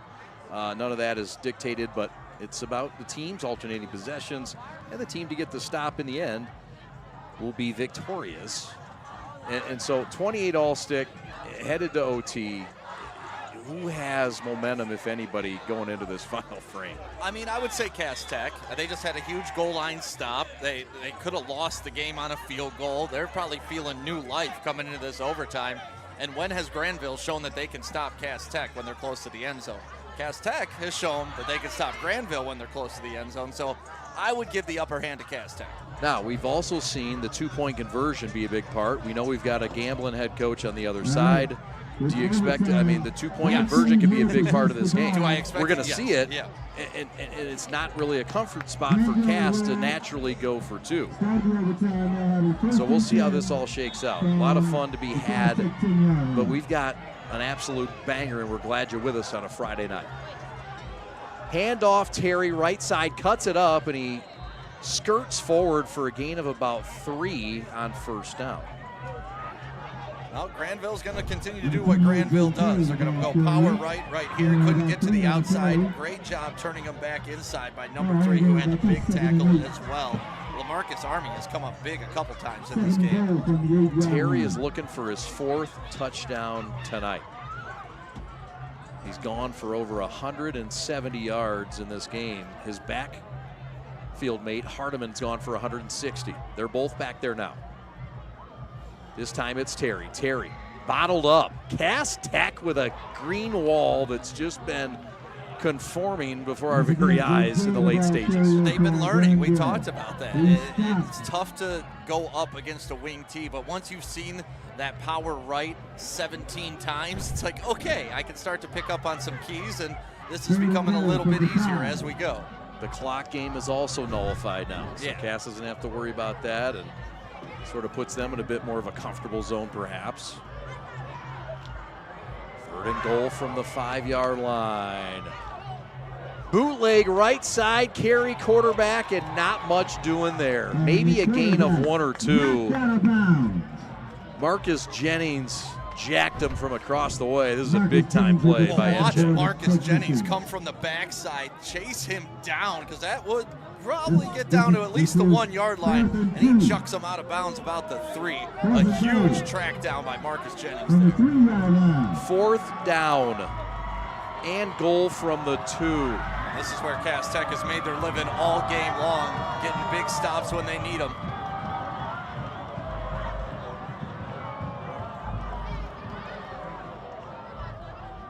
It's Terry right side. He's close. Is he in?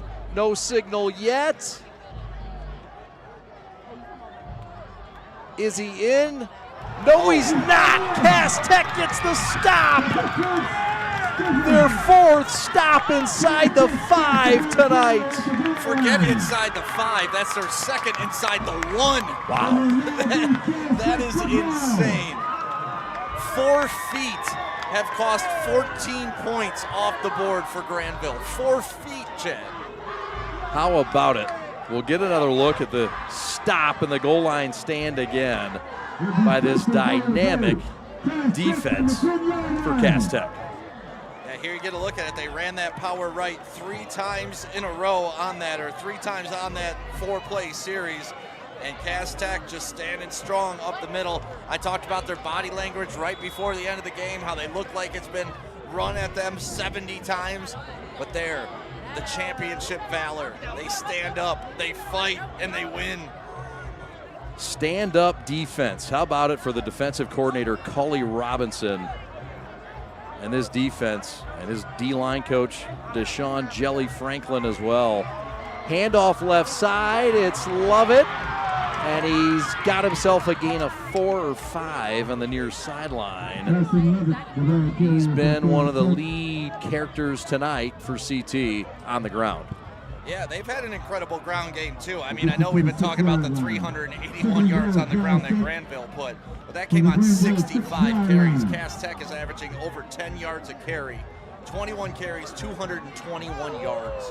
Lovett looking for his 3rd score of the night. It would win the game. Again, the technicians only need a point. They could get a Garza field goal and walk off, but they want to get one in the end zone. Nice little draw here may work, too.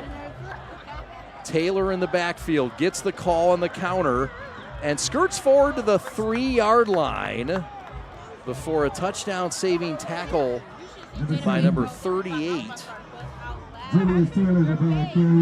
Owen Schindler. And so that'll set up a 3rd down and 2 from the goal. 3rd and goal from the 2, rather. And if you're Grandville, you got to send everybody here, right? You got to hope for a negative play, a turnover, a deflection, something to disrupt what Cass Tech is doing to you. Yep. Taylor was hunting his 3rd touchdown, too. Now it's Lovett. 3rd and goal in overtime. Looking to get the win with a score.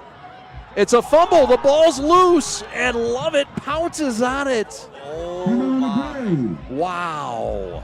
But here's the difference. Cass Tech has a kicker. They do. They're going to send out their kicker right now. This is pretty much just an extra point. The ball's at the 2.5-yard line. I don't know.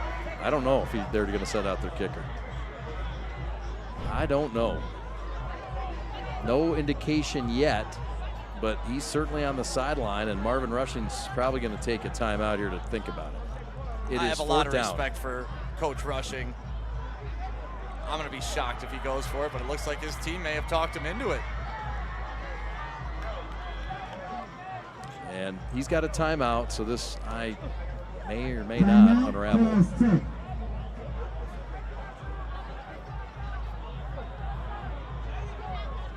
Timeout. There it is. So Rushing will call the timeout. Think about it. And there's some games probably being played here. A little cat and mouse. Keep the kicker on the sideline if you want to use him, right? Don't let him think. I'm with you. It's 50-50 right now, though. Yeah, I guess. I don't know what games are to be played. I mean, you want to win the game. You're 5 yards out. Why risk it? You just saw a fumble could end the game for you. You don't want to give Grandville another shot at it. You've seen your kicker kick how many extra points today? All 4 of them. Yeah. 4 for 4. This would be 2 yards back from that. I'm sending the kicker out there. Listen, Coach Rushing knows more about football than me. He's a smarter man than me. He's a better man than me. So he will make the right decision. But I'm telling you what I would do. Yep. Well, we shall see.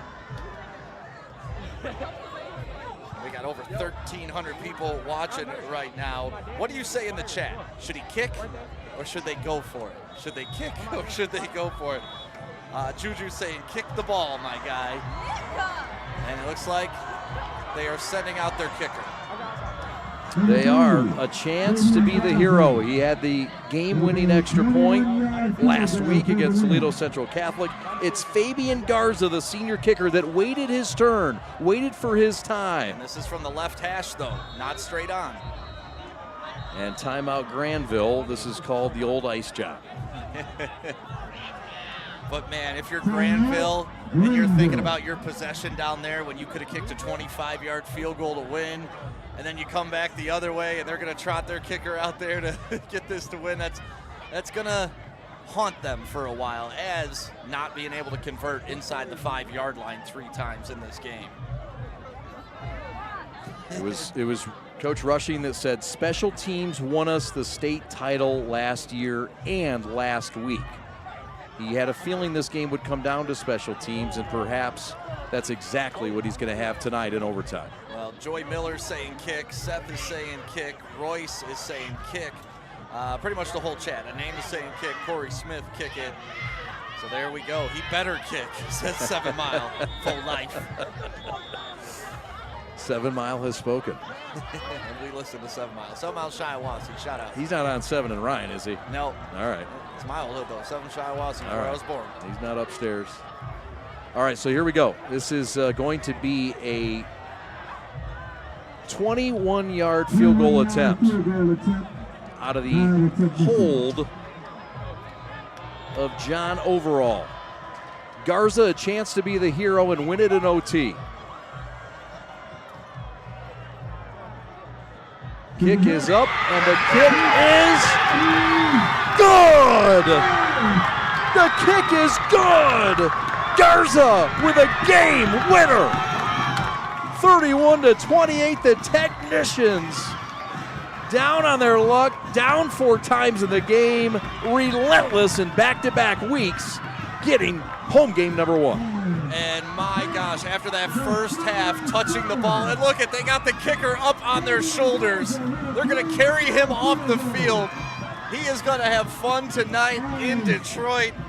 Cass Tech, 2 weeks in a row, like you said, sneaking out with the victory, and they're doing backflips on the field right now, Chad. Like, they're not tired anymore. They're not tired anymore. They're ready to go. You see Dr. Darius down there getting all of his footage. But Cass Tech, that's the resiliency of a champion right there. You're down. You're down. You take the punches, but you always respond. And to have that third part of football, you got offense, you got defense, then you got special teams. That was the difference tonight. Garza with a game winner in OT. We'll take a timeout, and we'll come back with our G of the game. We got some tough choices ahead of us. You had a treat tonight in Detroit. We're thankful you witnessed it. Back after this.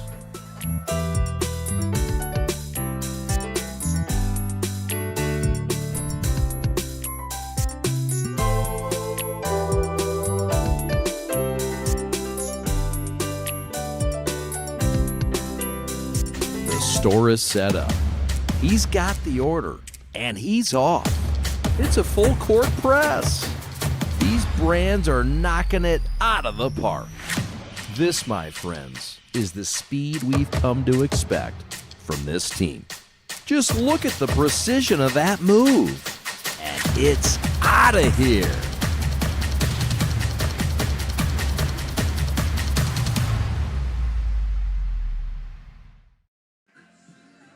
Love Piece and Threads Design Bar, a unique new fashion experience in downtown Milford. Get ready to elevate your style by stepping foot in their design shop. Love Piece and Threads Design Bar offers specialized collections of custom apparel. They've got custom denim jackets and sweatshirts to dresses and hats, and they've got a variety of options to choose from. Whether you're looking for a one-of-a-kind piece or you want to set a new fashion trend, their store has got you covered with endless customization options. But that's not all. Their design bar is also the perfect place for a fun and creative night out. And you can do a celebration, book a party, and bring the full experience. Gather your family or friends and design your own custom jacket, complete with patches and your own personal touches, and unleash your imagination and create something truly special with their hands-on design experience. Love Piece Threads Design Bar is more than just a store. It's a place where fashion meets creativity and community. At Foodie Centric, our client's agenda is our first priority. We specialize in unique items that are memorable and drive profits to your bottom line immediately. From gluten-free exclusive items to specialty Palazzolo gelato, melting moments, ice cream sandwiches, and so much more. Foodie Centric Solutions will have you set for success today, tomorrow, and into the future. Foodie Centric Solutions at the center of all of what's important to get to your last goal. Follow the Prep on social media all season long. We're on 5 social medias, including this YouTube channel. If you would, please subscribe to this broadcast. 125 high school games a year, the most in the state of Michigan. We're proud to bring it to you. Also, if you'd like to be a sponsor on the broadcast, contact us at info@theprepsports.com.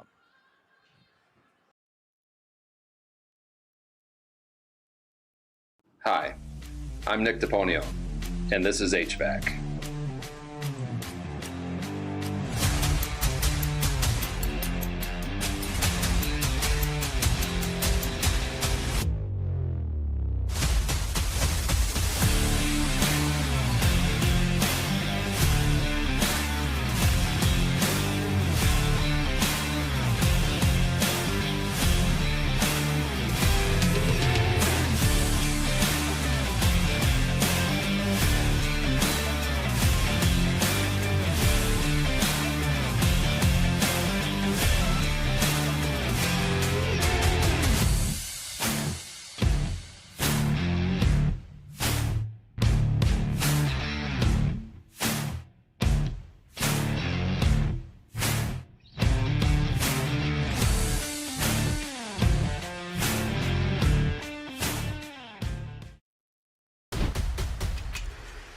The shoulder.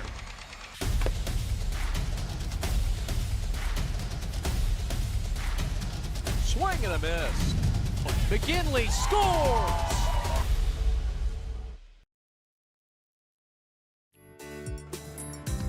Well, sometimes you get a G of the game, and sometimes you got to give G's of the game. Charlotte Turbrock is standing by with Julian Taylor and Mr. Garza. Tell us what's going on, Charlotte, down there. A lot of excitement on the field. Take it away. Yes, a very exciting Julian Taylor and Fabian Garza. Julian, you had 125 yards, 2 touchdowns. What kind of statement does this game make for you? The statement this game makes for me is like I'm very underrated because like out of the 28 class, you know, my name don't really get out there. But this game proves that like I'm one of the best 28s out here, and everybody gonna wake up and everybody gonna see that. Fabian, you are now 4 for 4, game-winning field goal. How do you feel? You know, it feels amazing, but, you know, it's all thanks to the team, and we all stuck together for sure, and we all came out with the dub. That's all I got to say. You guys have Renaissance coming up as your next game. What are some of the things that you guys are going to be taking from this game, maybe energy, and putting it into your next game? We're going to take starting faster. We started very slow, you know, but, you know, we're a second-half team. We came out. They punched us in the mouth first half. We woke up, punched them in the mouth. You know, came to overtime. You already know who's pulling it out, Cass Tech. You have anything to say? No, other than what you said, just come back. We're going to come back, and we're just going to come back with the win. Well, congrats on the win, guys. Thank you. Chad, back to you. Thanks a lot, Charlotte. Congratulations. The game winner from Garza and Taylor. What a tremendous night. 125 yards and that big 59-yard touchdown. Yeah, what a fun game, man. Both teams brought their A game early on. It was Grandville. They looked dominant early, especially that man, Mr. Tank, running through, scoring for the first score of the game. But then an instant response by Cass Tech on that next run by number 21. Love it, getting through there with his speed. And that's what Cass Tech kept doing. They kept running the ball up the middle, left side, right side. There you see the G of the game, Julian Taylor right there. First of his 2 touchdowns. And he had a great lead block, too, that I'll never forget, too, where he didn't have to touch anybody. But then you just saw the ground and pound game by Grandville. Tank would not give up on this. And this wouldn't be the first time we see a Grandville guy go into a pile and pop out later in the game. Big number 33 does it as well. But here's Tank again, scoring right up the middle for the touchdown. And then Cass Tech responds. Well, the fumble here, this actually got Grandville back in the game. It was looking like Cass Tech was going to take over, but Josh Crater kind of changes the game. And there you see my man Hardiman with the big boom, boom, boom, Mike Allstott style running down the field. And there's C.J. Sadler. Once they started going to Sadler, it really started to seem like the Cass Tech offense got rolling, and that's what happens when you have the best player in the state. And another easy walk-in touchdown right here. Cass Tech, I believe, took the lead by 1 point there, and Grandville, they responded. That's what they do, right up the middle with Tank. I believe he had 3 touchdowns on the game. That was his 3rd right there.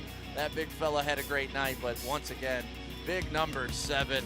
Taylor was just almost untouchable. This was in overtime, getting down to the 4-yard line. And then straight up the middle, 21. Love it again for his touchdown.